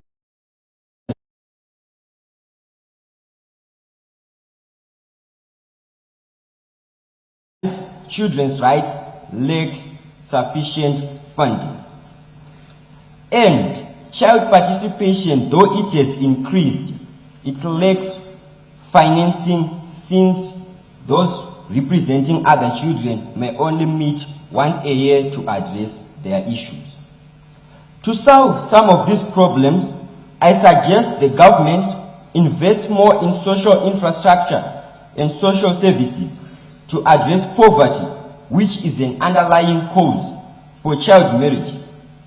I also suggest that the government provides more funding to institutions like the Zimbabwe Human Rights Commission to improve its effectiveness.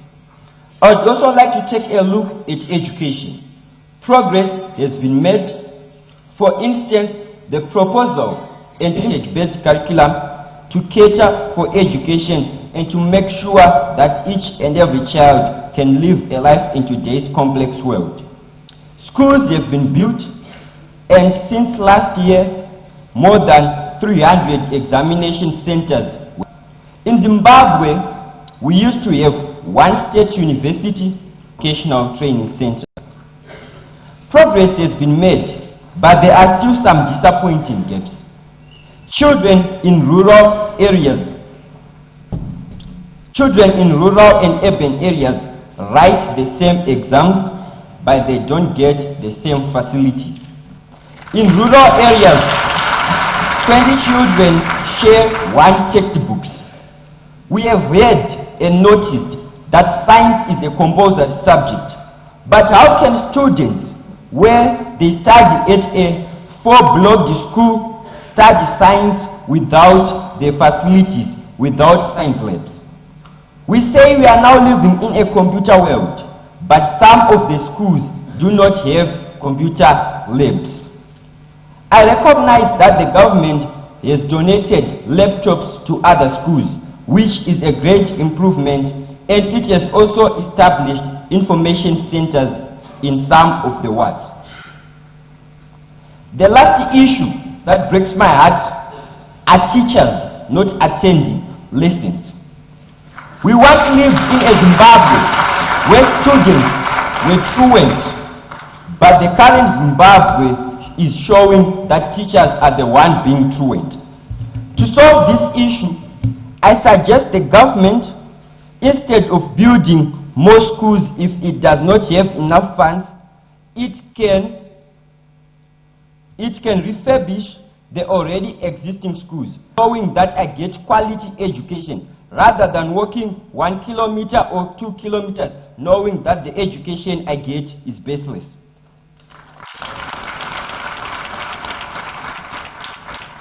I also suggest that the government listens to teachers' problems so that teachers can work wholeheartedly, because now in rural areas, children who do not go to extra lessons, they never pass.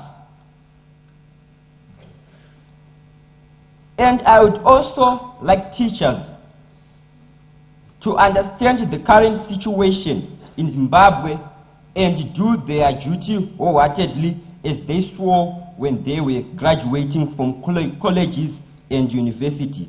Because you notice that these teachers are ruining the country's future if they do not give us quality education. Because as children, we are the future of the country. With that, I thank you.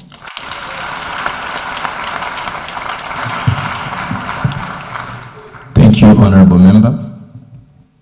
Any further debate? I recognize Honorable Tavonga.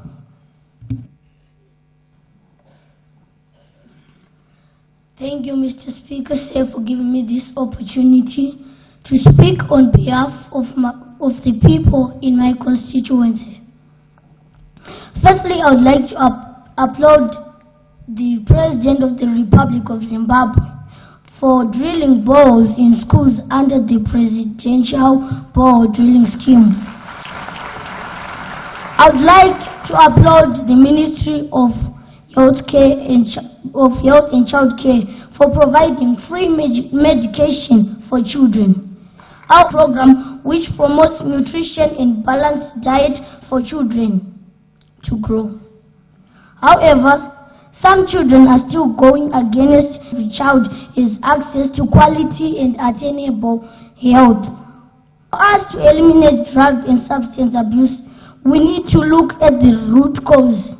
And I think the main reason to why children are taking drugs is depression and peer pressure. So I urge the Ministry of Education to support these children with serious guidance and counseling. Also, we need to clean these drug abusers before we import them back to school. Though money required for rehab, the same way it is managing to provide free drugs for people living with HIV. We need free rehabilitation facilities in our respective constituencies, because it still doesn't make sense if we send someone back to school without considering his or her health state. After leaving drugs, addicts face health problems like headaches and will be adding pain to the same child. I also urge the junior parliamentarians to report any case of drug abuse, not watching other people die in silence in the future. Let's work hand in hand and let's stop drug abuse. The debate. I recognize Honorable T. Chiwenga.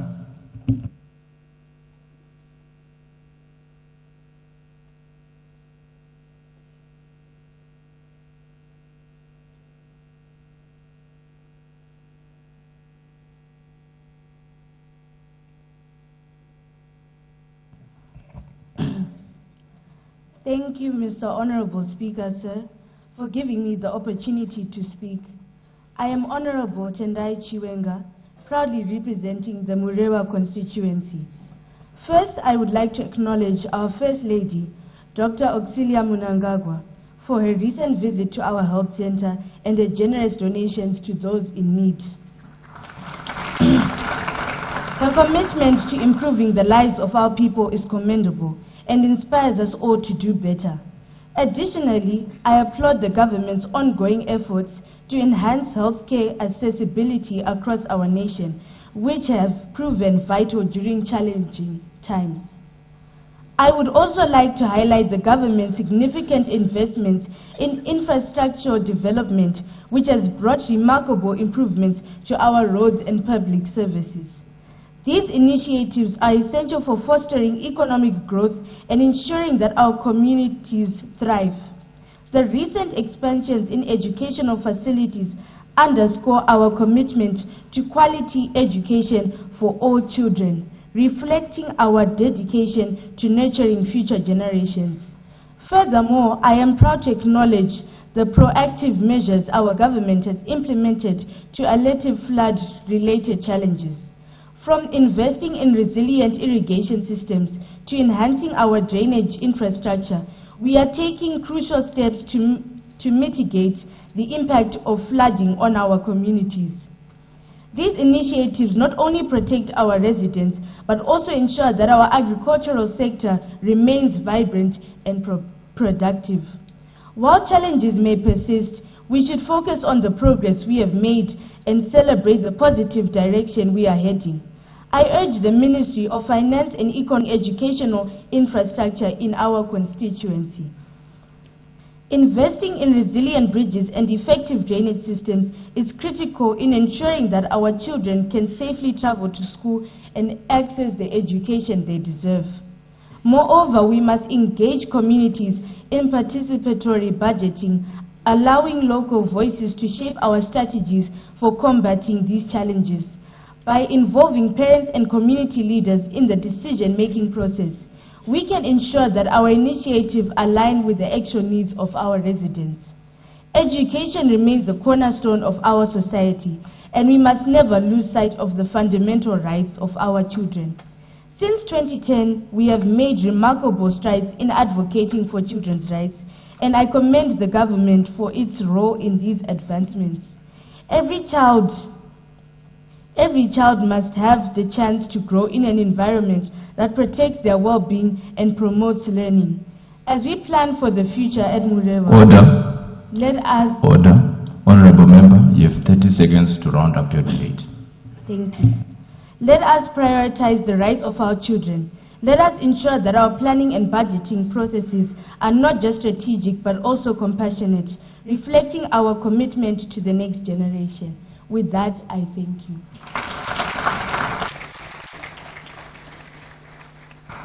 Thank you, Honorable Chiwenga. Is there any further debate? I recognize Honorable Chief Majoni. Vaitabasa sachigaro nemukana wamandipa wokutaura. Chokutanga ndoda kutenda hurumende yedu nekuisa bumbiro remutemo rinova iyo rinotaura kuti ani nani ari pasi pemakore 17 anova iye anonzi mwana ane kodzero kudzidzo, zvekudya, kuhutano nekuva nechitambi chebirth certificate. Chechipiri ndoda kutenda hurumende yedu nematanho airi kuita kuti mwana wese muZimbabwe akwanise kuwana dzidzo. Mbuya nehanda izvezvi vari kunyika dzimu vanenge vachinyemwerera nematanho ari kuita nehurumende yedu. Hurumende mukuburikidza nebazi rezvedefense riri kuvaka zvikoro kumaruva kwandinobva. Zvinova izvo zviri kuita kuti vana hatichadzidzire pasi pemiti. Asizve tichitaura zvakaita semabhuku, makombiyuta, tanga tiri kukumbirawo kuti kumaruva kwatinobva tikwanise kuwana makombiyuta, kuti mwana wemuHarare akwanise kufananawo nemwana wekumaruva kwandinobva. Hurumende yedu yakatipa yatinoti Basic Education Assistance Module, inova iyo iri kubatsira vana kubva kupuraimari ichisvika navo kusekondari. Asizve tapedza sekondari yedu A-level yedu hatina kwekuenda. Tanga tiri kukumbirawo president vedu kuti kana tapedza tiri mubhimu, tapedza form 6 yedu, tikwanise kuva isu vari pabhimu tigotanga kutariswa kuti tipinde pachirongwa chemapresidential scholarship. Asizve kumapresidential scholarships ikoko tikaenda tichida maruva hatina mapassports acho. Tanga tiri kukumbirawo kuti tikwanise kuwanirwa matanho ekuti mwana wekumaruva kuruzevha kwandinobva newemuHarare tifanane.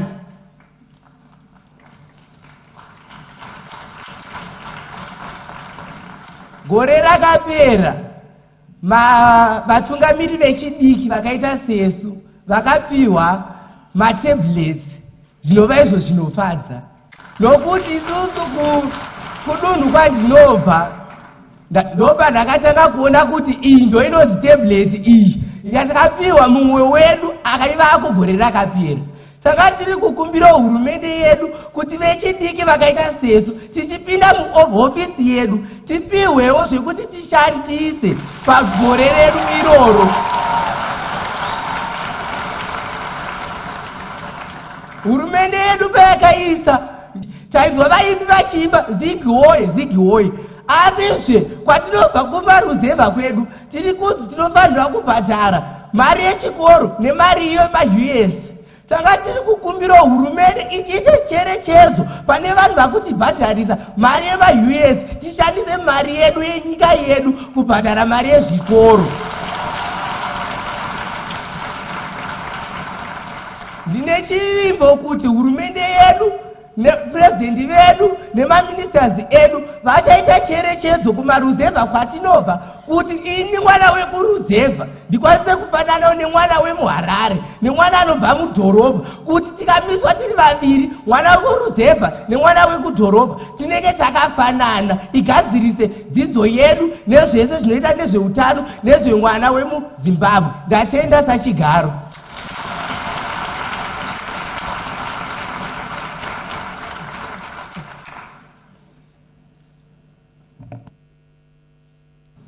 Thank you, Honorable Chief, for your debate.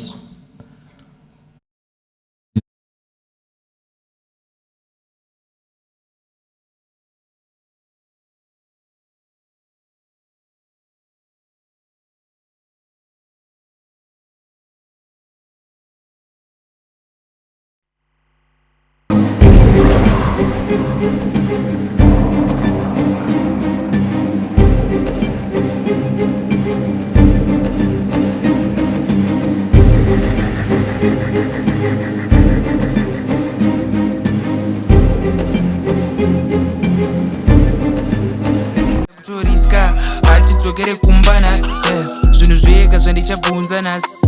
Same siri kugaira hamuna kudhakwa nhasi, pakuda bombi riri mubhegi ramaloti, jodzi payback kuita kunge ngozi. Omi sazozama zvamusingagoni,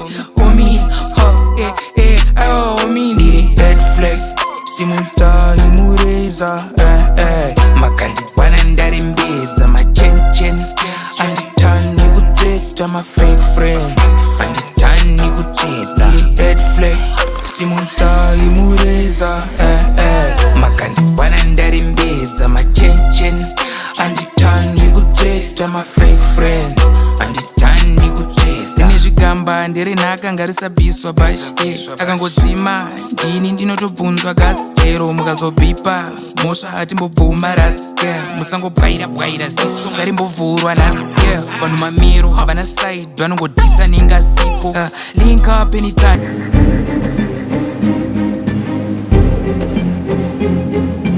Sell on the street, they sell airtime, sweets and biscuits. Yes, there is youth loan given by such banks as the Empower Bank, but I noticed those officers cannot even communicate in sign language, and my colleagues, some of them don't even know about such a facility. So I recommend a better figure for support in the budget for people with disabilities towards probably business ideas.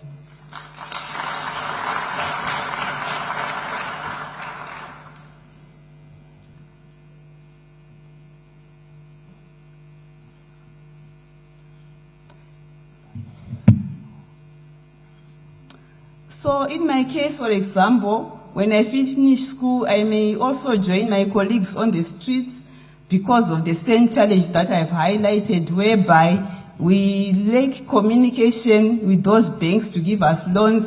We would want to do projects like piggery, chickens, and all other projects, but I'm worried about those in the rural areas because now I appreciate there's a policy on sign language whereby now the Minister of Primary and Secondary Education is saying there's this curriculum of teaching sign language, but the teachers do not even know the sign language. So I propose a bigger budget towards training of teachers and health workers so that there is better communication.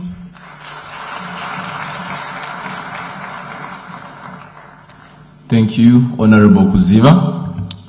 Is there any further debate? Honorable Marlehle.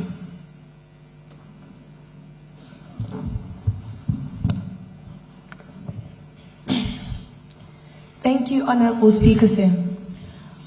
First and foremost, I am grateful to those who came before us, as it's inspiring to note that the government of Zimbabwe has made significant progress in ensuring that every child has got access to quality education through the implementation of policies that aim at increasing the school enrollment rates and reducing the dropout rates, especially for children in rural areas.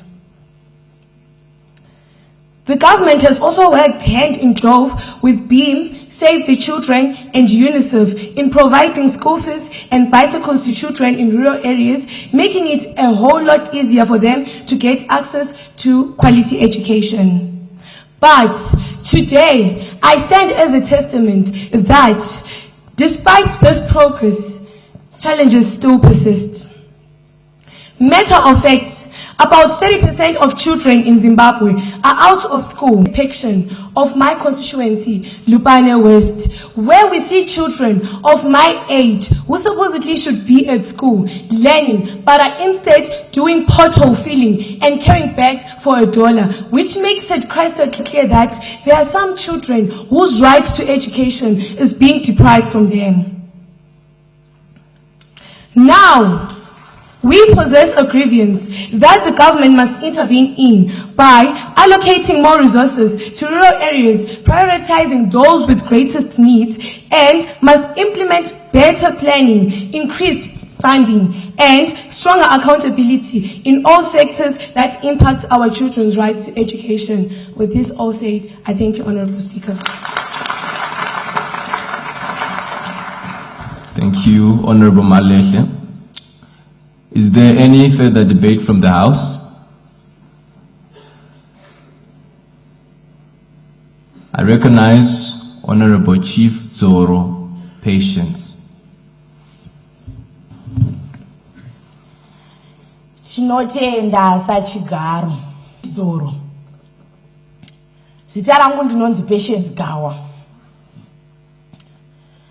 Ndinoda kutenda hurumende yedu, vatungamiri vose vedu vanotitungamirira nekutungamirira nyika zvakanaka.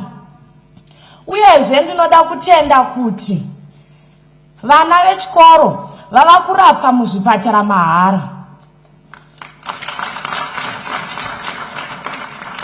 Ndinoda kutendazve hurumende yedu nekuti iri kupa vana vechikoro chikafu pachikoro, izvo zvinova zvinobatsiridza kuti vana vasafenda vari pakudzidza.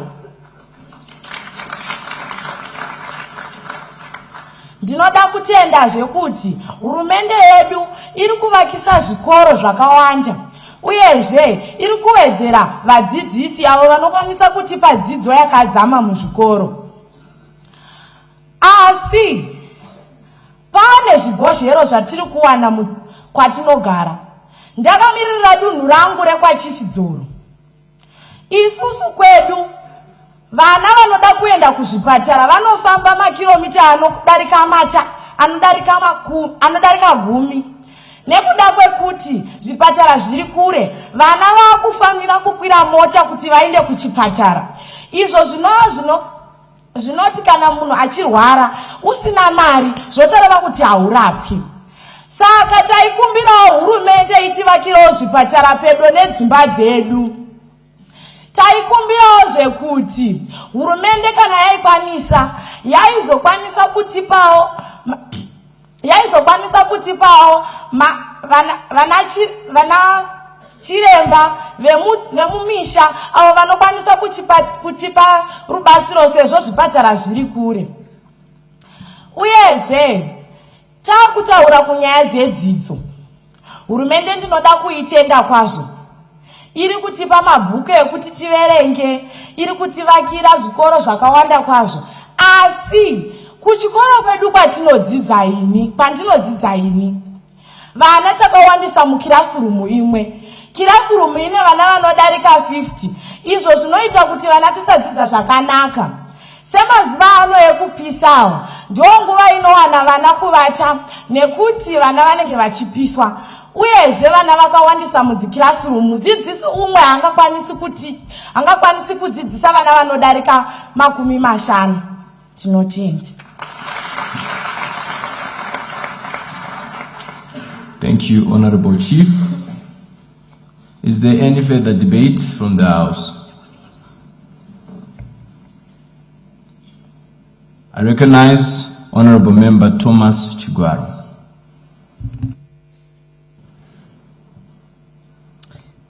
Honorable Speaker, sir, thank you for giving me this opportunity to speak. So, honorable members, since 2010, our nation has made commendable strides in recognizing children's rights, yes, yet cultural education continues to be underfunded. A music band, specifically the G5 music band, is currently delivering messages on anti-drug and substance abuse. Recently, they produced an anthem urged to our youth so that they can actually avoid drugs and substance abuse.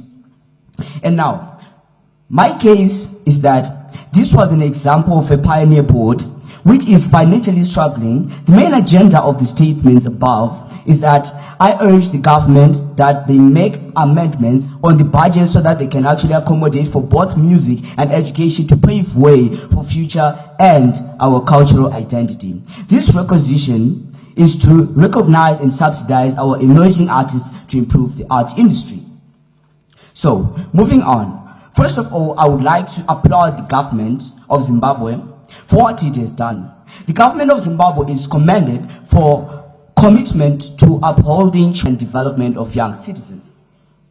Initiatives such as the National Policy and the ZIM Agenda of Sustainable Socio-Economic Transformation, specifically the ZIM Asset, demonstrates on declaration to addressing the rights of children and ensuring their access to essential services like education, healthcare, and protection. By prioritizing children's rights, the government is not only fulfilling its obligation under the international conventions like the UNCRC, but also investing in the culture, in the future of the nation.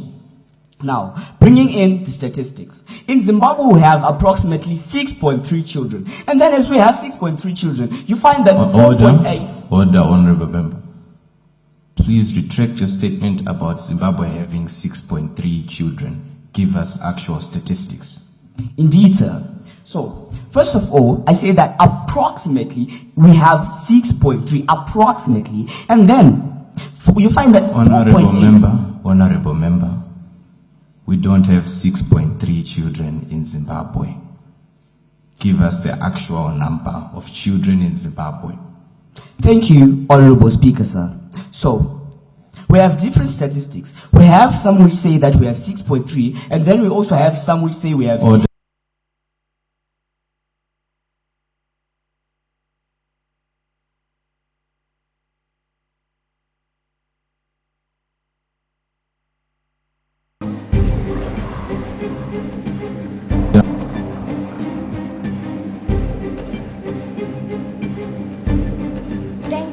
Mr. Speaker, sir. Firstly, I would like to acknowledge the presence of the outgoing child president, Pius Nleya, for grooming me until I become a member of this august house.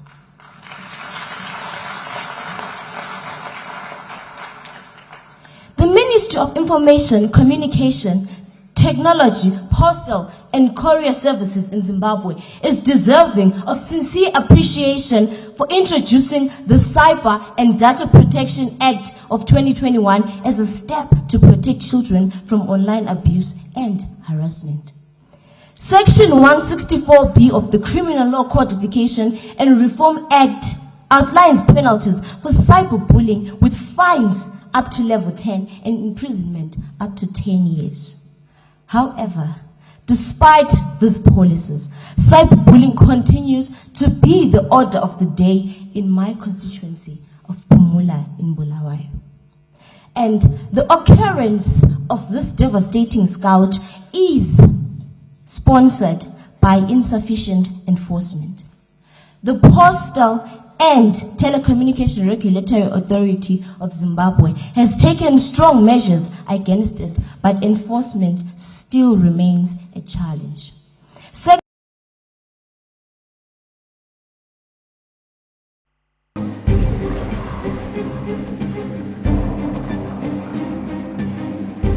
And deterrence. Another issue is the anonymity. Social media platforms makes it difficult to track and hold perpetrators accountable. Therefore, I, the Child Minister of Information, Communication, Technology, Postal and Courier Services of Zimbabwe, strongly believe that together with Honorable Tatenda Mavetieri, we can effectively combat cyberbullying by enhancing Portals authority and resources to monitor and regulate online content, working with social media platforms to develop effective reporting and addressing mechanisms for cyberbullying, and lastly, to support the victims of cyberbullying. With that being said, I extend my gratitude.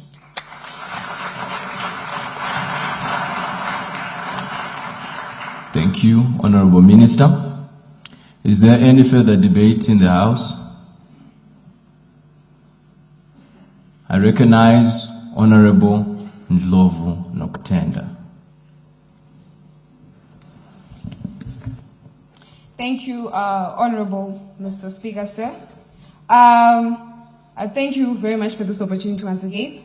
I come from Masvingo province, and specifically from the town of Chirezi. And I would love to applaud our government for initiatives that are being moved forward in order to reduce our teenage pregnancies. Where we see to it that our very own Amai Auxilium Mnangagwa has managed to actually implement vocational training programs that are teaching our youth on livelihood activities such as sewing and actually cookery activities. Now, I also want to acknowledge and applaud our government that they've actually managed to put forward that even a girl child who has been impregnated will continue to go to school, as we are going hand in hand with Chapter 2 of the Declaration of Child Rights, Section 76, which says that every single child has the right to health.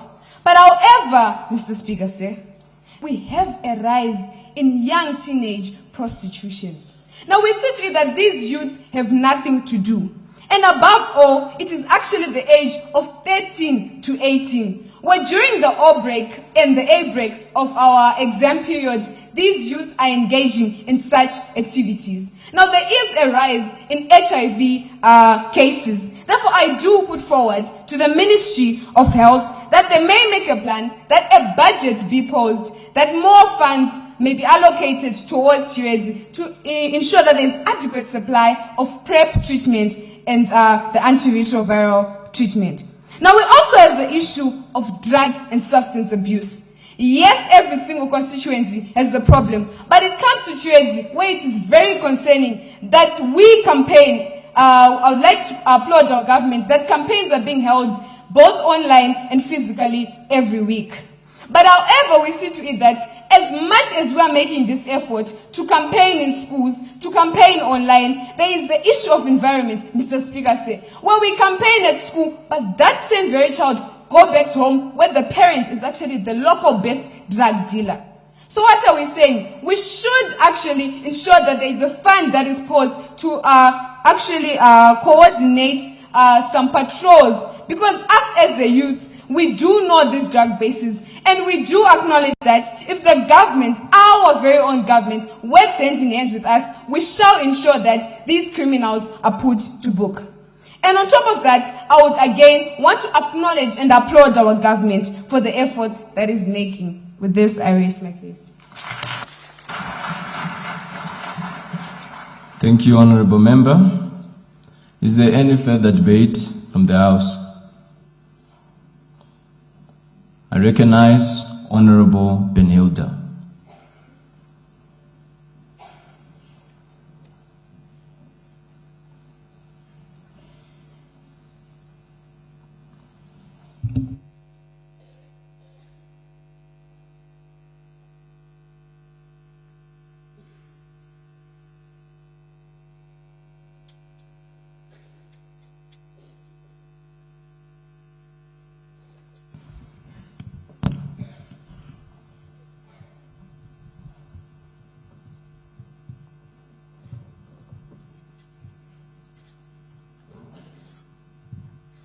My name is Honorable Senator Benhilda Chisema.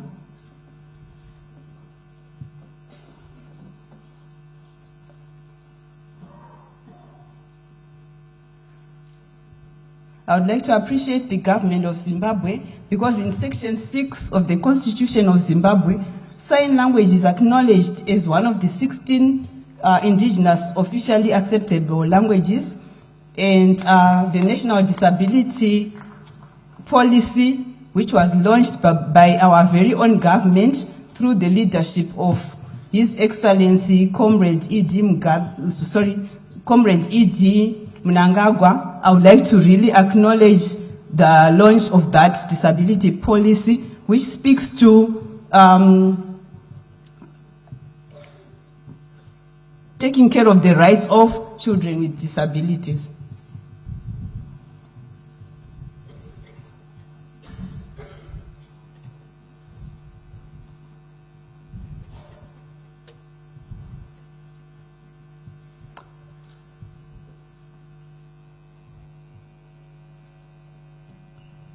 There's been a lot of effort towards including sign language as an official language in schools, and government efforts are such that now it is law to teach children in sign language. And unfortunately, I realized that the language is not among the teachers. Yes. Amongst the teachers, most of them lack the knowledge in sign language, and we, the students, especially in the secondary school, are having our time wasted teaching the teachers first to know our language, then they can teach us the curriculum.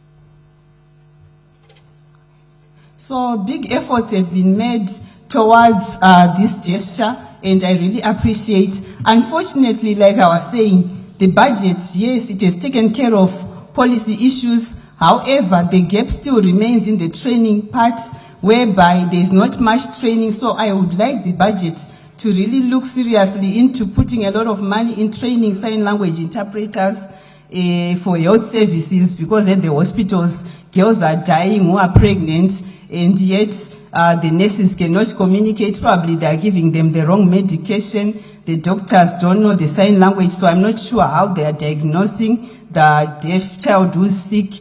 So I really appeal to the government to increase the budget, especially for training, because even at the prisons, there is not much sign language.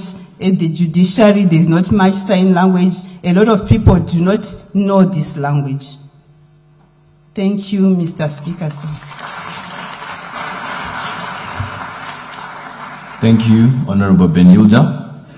Is there any further debate from the House? I recognize Honorable Anotidaisha. Thank you, Mr. Speaker, sir.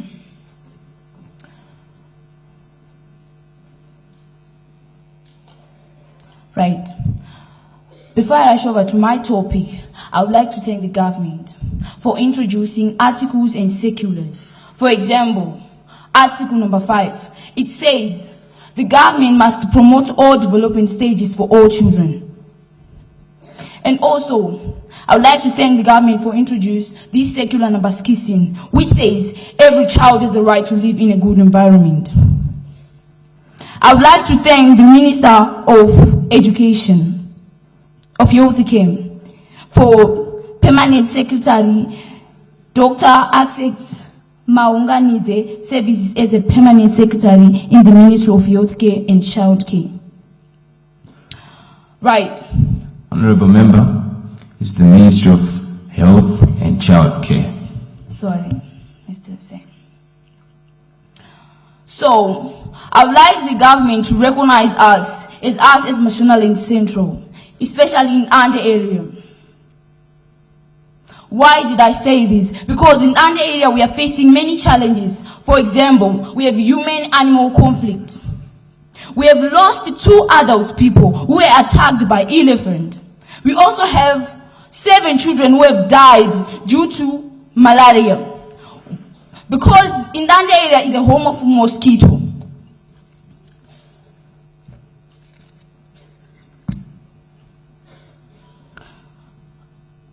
Honorable Sim. We also have... Honorable Member, I am not Honorable Sir. Sorry. I am the Speaker of the House. Sorry, Sam.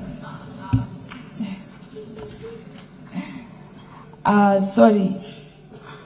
We also have inaccessible, very poor roads to network. We also have not enough hospitals. We only have 1 hospital in our area and 1 doctor. Yet you need to attend 16 patients. Would you be able to attend those people? No, and that's a big problem.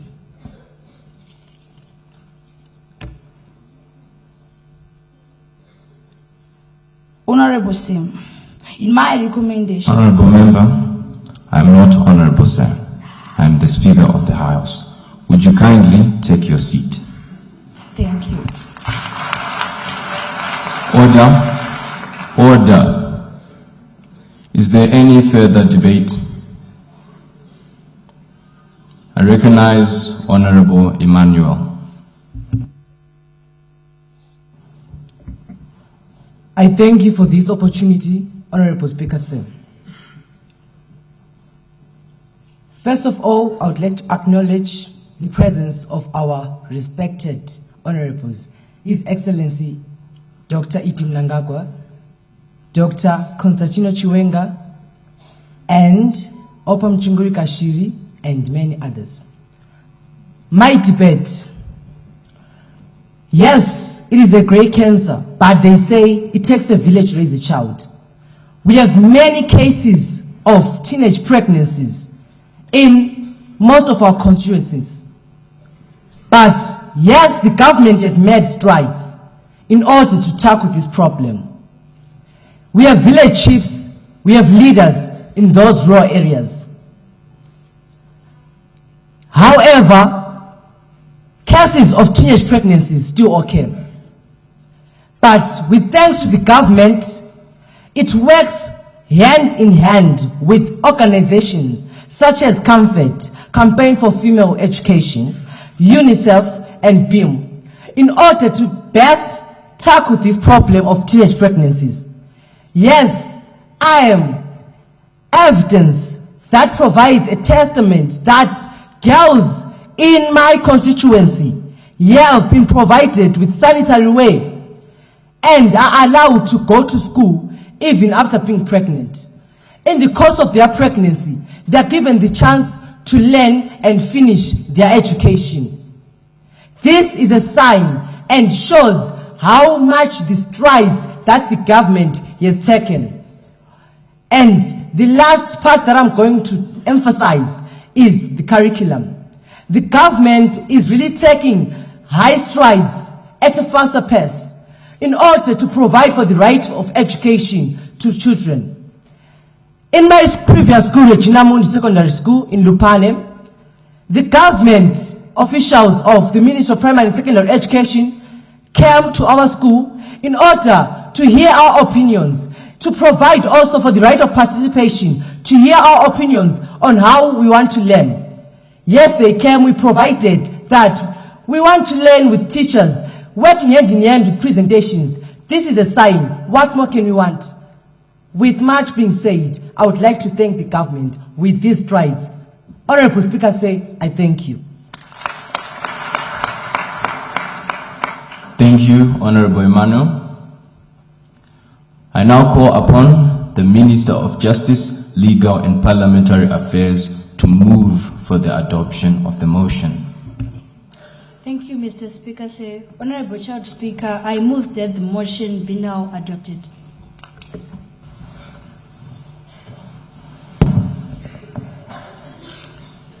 I put the question that the motion be now adopted. Those who are of that opinion will say aye. Aye. Those of the contrary opinion will say no. I think the ayes have it. The ayes have it. The question is accordingly affirmed and the motion adopted.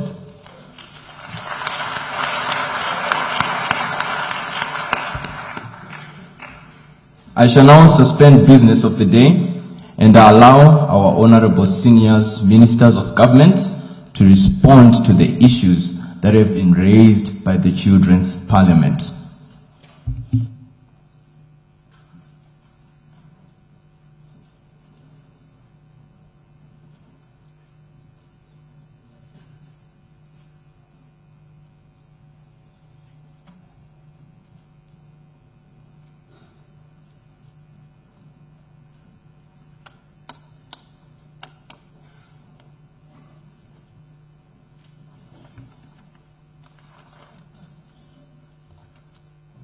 The President of the Republic of Zimbabwe, Your Excellency, Comrade Dr. E.D. Mnangagwa, the Vice President of the Republic of Zimbabwe, Honorable General Retired Dr. C.G.D.N. Chiwenga, the Vice President of the Republic of Zimbabwe, Honorable Colonel Retired K.C.D. Mohadi, the Minister of Defense and Chairperson of ZANU-PF, Honorable OCZ Kashiri Mchingwe, the Speaker of Parliament, Honorable Advocate JFN Mutenda in absentia, the President of the Senate, Honorable MM Chinomona, the Minister of Youth Empowerment, Development and Vocational Training,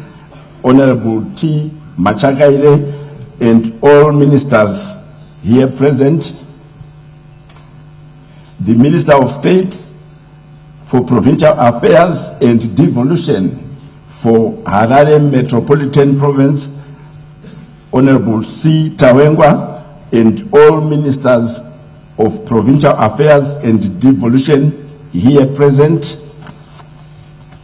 the Deputy Minister of Youth Empowerment, Development and Vocational Training, Honorable K. Mpamanga, and all Deputy Ministers here present, Chairpersons of Portfolio and Thematic Committees, Senators and Members of Parliament here present, the Chief Secretary to the President and Cabinet, Dr. M. Rushwaya, Chairman of the Public Service Commission, Dr. V. Ungwe, Permanent Secretaries here present, Senior Government Officials here present, the Child President, Your Excellency, Lionel Mazalire, the Speaker of the Children's Parliament, Michael Ndabani, the President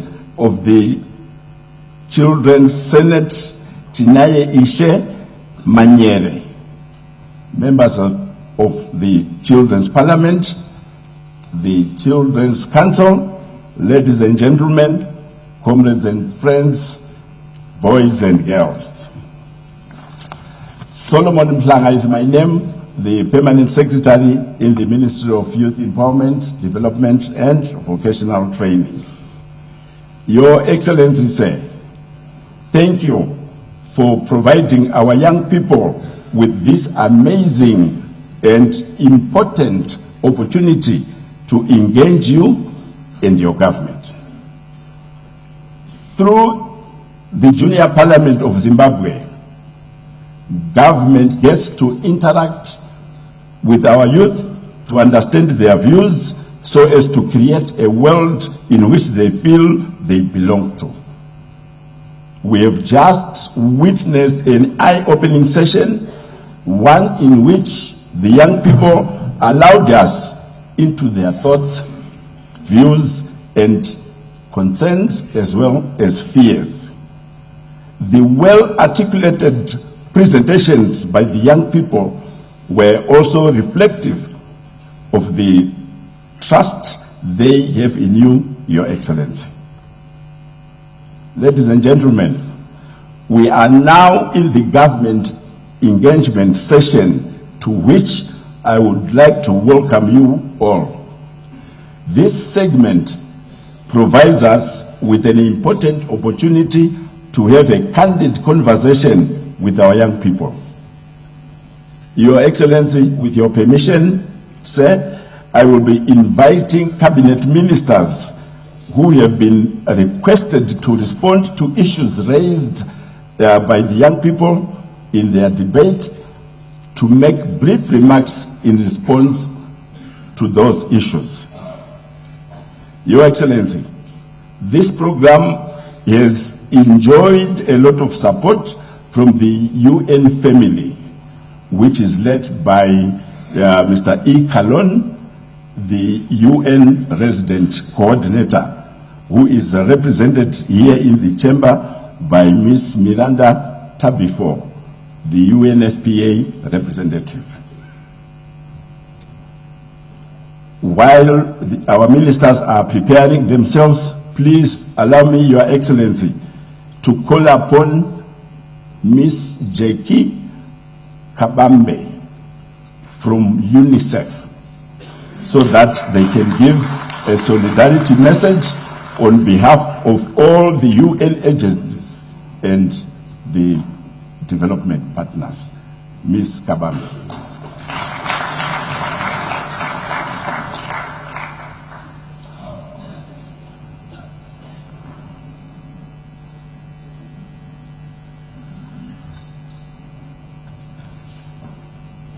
Your Excellency, the President of the Republic of Zimbabwe and Commander-in-Chief of the Zimbabwe Defense Forces, Dr. Emerson Dambuzo Mnangagwa. The First Lady of the Republic of Zimbabwe, Dr. Amai Auxilia Mnangagwa in absentia. The Vice Presidents of the Republic of Zimbabwe, General Retired Dr. CGDN Chiwenga, and Colonel Retired Honorable KCD Mohadi. The Minister of Defense and Chairperson of ZANU-PF, Comrade Opa Kashiri Mushinguri. The Speaker of the National Assembly, Honorable Advocate JFN Mudenda in absentia. President of the Senate, Honorable Chinomona. Your Excellency, the Child President of the Republic of Zimbabwe, Lionel Mazarire, Children's Parliament, and Cabinet, and all children present here, allow me to ride on the already established protocol. Your Excellency, it is with great pride and humility that I join you in the opening of the 33rd Children's Parliament of Zimbabwe, an important platform that amplifies the voices of children in Zimbabwe. Today, we are also gathered here to celebrate the Day of the African Child. This day is rooted in the memory of the 1976 Soweto uprising, when brave young people demanded access to quality education that respected their dignity. Their courage sparked a lasting movement for children's rights across Africa. This year's theme, Planning and Budgeting for Children's Rights, Progress since 2010, calls on us to honor that legacy. It challenges us to reflect, take stock, and renew our commitment to placing children at the heart of national. To our newly elected Child President, Honorable Lionel, Your Excellency Lionel Mazarire, and to all child parliamentarians, I say congratulations.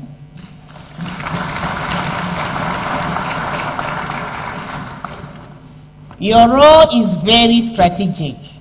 You have been elected to speak for the voiceless, to elevate the concerns of children from every corner of Zimbabwe, and to influence real policy change. Let your voices rise in the chambers of parliament, of ministries, and in your schools and villages. demand that we plan and budget not only with children in mind, but with children at the center. Your Excellency, UNICEF commends your unwavering commitment to children. Your hosting of the 6 heads of state and government representative at the 2024 World Children's Day in Victoria Falls set a new benchmark for political will and regional solidarity around children's rights. We also applaud the government's progressive policy frameworks under National Development Strategy 1, as well as the passage of the key legislation, such as the Marriage Act, Education Act, and the Children's Amendment Act, which are driving real change. Your Excellency, distinguished guests, and dearest children, this year's theme is not a call to celebrate past efforts. It is a wake-up call to ask, have we done enough? Our budgets are not merely financial documents. They are moral blueprints. And today, the blueprint must be bold. Our 2022 census is telling us that Zimbabwe is home to one of the youngest populations in Africa, with over 48% under the age of 18. This is not statistics. This is a national asset, a source of resilience, creativity, and growth. Your Excellency, Zimbabwe has made important strides in developing strong policy frameworks for children's well-being. However, key child-focused sectors still face funding challenges that limit their full impact. For instance, while health receives around 10.9% of the budget, it remains below the Abuja target of 15%. Education spending, though increased to 20.6% of the 2025 budget, still falls short of global benchmarks when measured as a share of GDP, and much of it is directed towards salaries, with less available for infrastructure and learning materials. Your Excellency, we recognize and commend your government's bold national innovations, such as the AIDS levy, which is ensuring steady domestic financing for life-saving access to HIV treatment services. The health levy, which is contributing to child health by improving access to essential medicines, maternal and newborn care, and stronger health systems. Sweetened beverages tax, also known as cancer levy, which was introduced to help fund cancer prevention treatment and research initiatives. These are investments that offer returns in human capital, productivity, and national prosperity. Your Excellency, every investment in a child is a direct investment in the future strength and success of our country, because tackling stunting in children can raise GDP by up to 3% annually. Educating the girl child delays marriage, reduces fertility, and boosts household incomes. Ending violence and neglect in childhood saves up to 8% of global GDP. Your Excellency, distinguished guests, we, the adults gathered here today, owe Zimbabwe's children a future filled with opportunity, safety, and hope, not through words alone, but through action, not just by enacting laws, but by funding them, not just through speeches, but through the effective implementation of budgets that deliver real change for children. Your Excellency, as global support becomes harder to find, Zimbabwe must not miss important chances to help its children. The Child Nutrition Fund is one such opportunity. It matches every dollar the government invests to improve child nutrition. UNICEF therefore urges the government of Zimbabwe to act quickly and invest in this fund. This will help more children grow up healthy, show strong leadership, and build a better, more self-reliant future for all. Additionally, the finalization and approval by the Cabinet of the school financing policy will create a framework that promotes increased investment in the education sector and ensure that education is state-funded, thereby realizing every child's right to free quality education in Zimbabwe. By removing financial barriers, the policy will increase access, will promote equity, will reduce dropout rates, and will contribute to national development through a better educated population. Your Excellency, Zimbabwe is prone to climate challenges like droughts, floods, and health risks, and children are often the most affected. It is therefore important for social sectors, especially the budgets in education, health, and child protection, to include climate resilience. Child parliamentarians can play a key role by making sure children's voices help shape a safer, more sustainable future. To you, esteemed child parliamentarians, this is your moment. Advocate not just for your needs, but for those children who have no voice. The child with a disability in rural Zimbabwe, the orphaned teenager in peri-urban areas, that girl from rural Zimbabwe facing child marriage, that child who is being trafficked and forced into child labor. Your Excellency, distinguished guests, and our esteemed children, let us make 2025 the year we move from commitments to allocations and from plans to results. Let us ensure that every child in Zimbabwe, from all corners of our nation, is reached.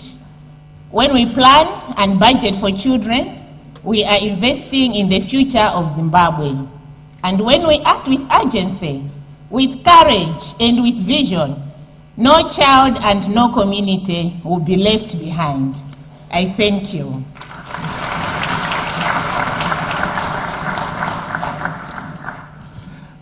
Thank you very much, Ms. Kabambe from UNICEF.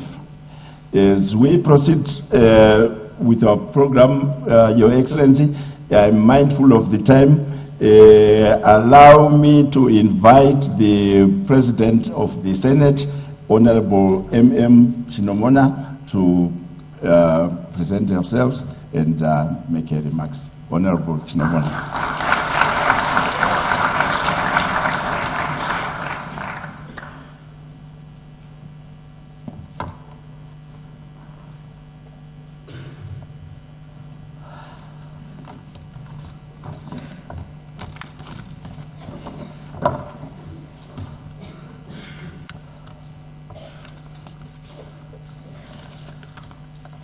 Your Excellency, the President of the Republic of Zimbabwe, Comrade Dr. E.D. Mnangagwa, the Vice President of the Republic of Zimbabwe, Honorable Dr. C.G.D.N. Chiwenga, the Vice President of the Republic of Zimbabwe, Honorable Colonel Retired K.C.D. Mohadi, the Chairman of ZANU-PF and Minister of Defense, Honorable O.C.Z. Muchinguri Kashiri, the Honorable Speaker of the National Assembly, Honorable Advocate J.F.N. Mudenda in absentia, the Honorable Deputy Speaker of the National Assembly, Honorable Tsigezi. Your Excellency, would you please allow me to write on the protocol already established?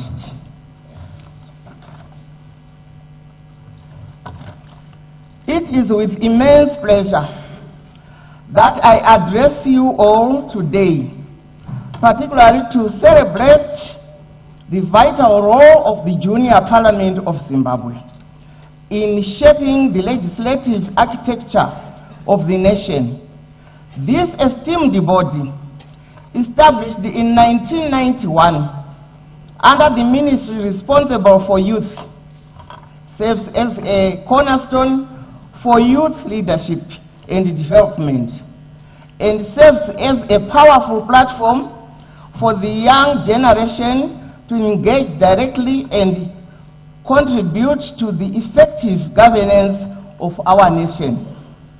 Your Excellency, from the onset, I wish to commend and wholeheartedly appreciate the exceptional composition of our Junior Parliament, with a total of 360 vibrant young members.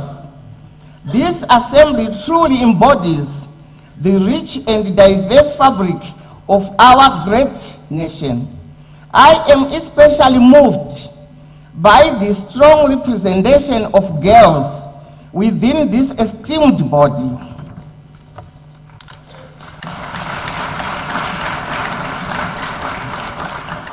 An impressive 230 out of 360 members are girls, amounting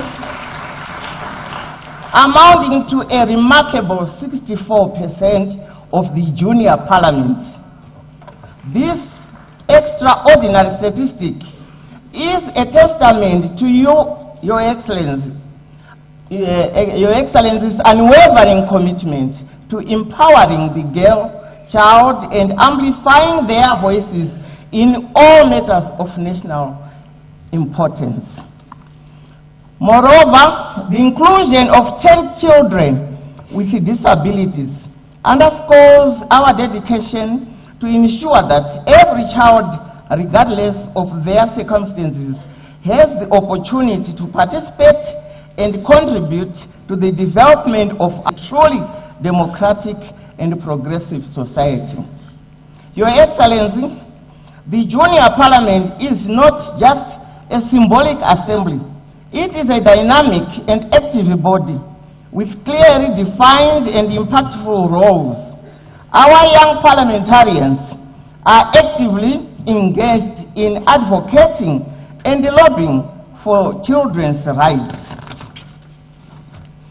ensuring that welfare and protection of every child remain at the forefront of our national agenda. They work to enhance children's leadership qualities, providing invaluable experience in public speaking, debate, and consensus building. They also promote child participation in all sectors of the economy, recognizing that the insights and perspectives of young people are crucial for sustainable development. While the junior parliament may not possess the power to enact laws, their influence is undeniable. They are afforded a unique opportunity to witness the legislative process firsthand and critically to participate in its making. Their designated roles include engaging the government at official openings and other gatherings to participate in decision-making around legislation and policies that directly affect children. They are also involved in gathering data on public issues, providing valuable ground-level insights.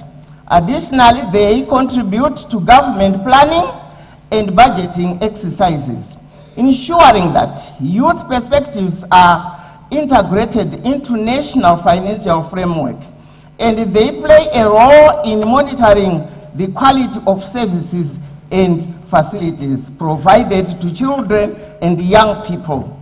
Finally, they are instrumental in evaluating the success of government policies, programs, projects, and services, offering a critical youth lens on our national efforts. Indeed, the youth of Zimbabwe represent a critical constituency in our nation's development. Their energy, innovation, and fresh perspectives are indispensable. By investing in platforms like the Junior Parliament, we are not only nurturing future leaders, but also strengthening our democracy by ensuring that the voices of those who will inherit this nation are heard today. Your Excellency, permit me to commend the exemplary conduct of the Junior Parliament as they execute the procedures of the House with precision and unwavering determination. Surely I am confident that the enactment of legislation that responds not only to the future needs of this country and its diversity is in good and solid hands. Let us therefore cherish the promise, solid hands, and promise that lies within our youth. Their boundless energy, innovative spirit, and unyielding commitment to justice and equality are the beacons that will guide our nation to a brighter and more inclusive future. You will all agree with me, and what you have seen is a testament to the remarkable impact of the Junior Parliament. This vital platform is not only cultivating future leaders, but also visionary pioneers who will shape a sovereign, prosperous, and inclusive Zimbabwe for generations to come. Together, let us continue to empower our young voices, for they are the architects of tomorrow's Zimbabwe. I thank you.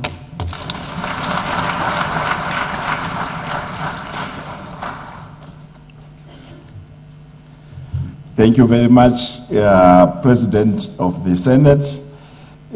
Your Excellency, we are now entering that session where we will be having responses from the honorable ministers, and we will be having responses from the following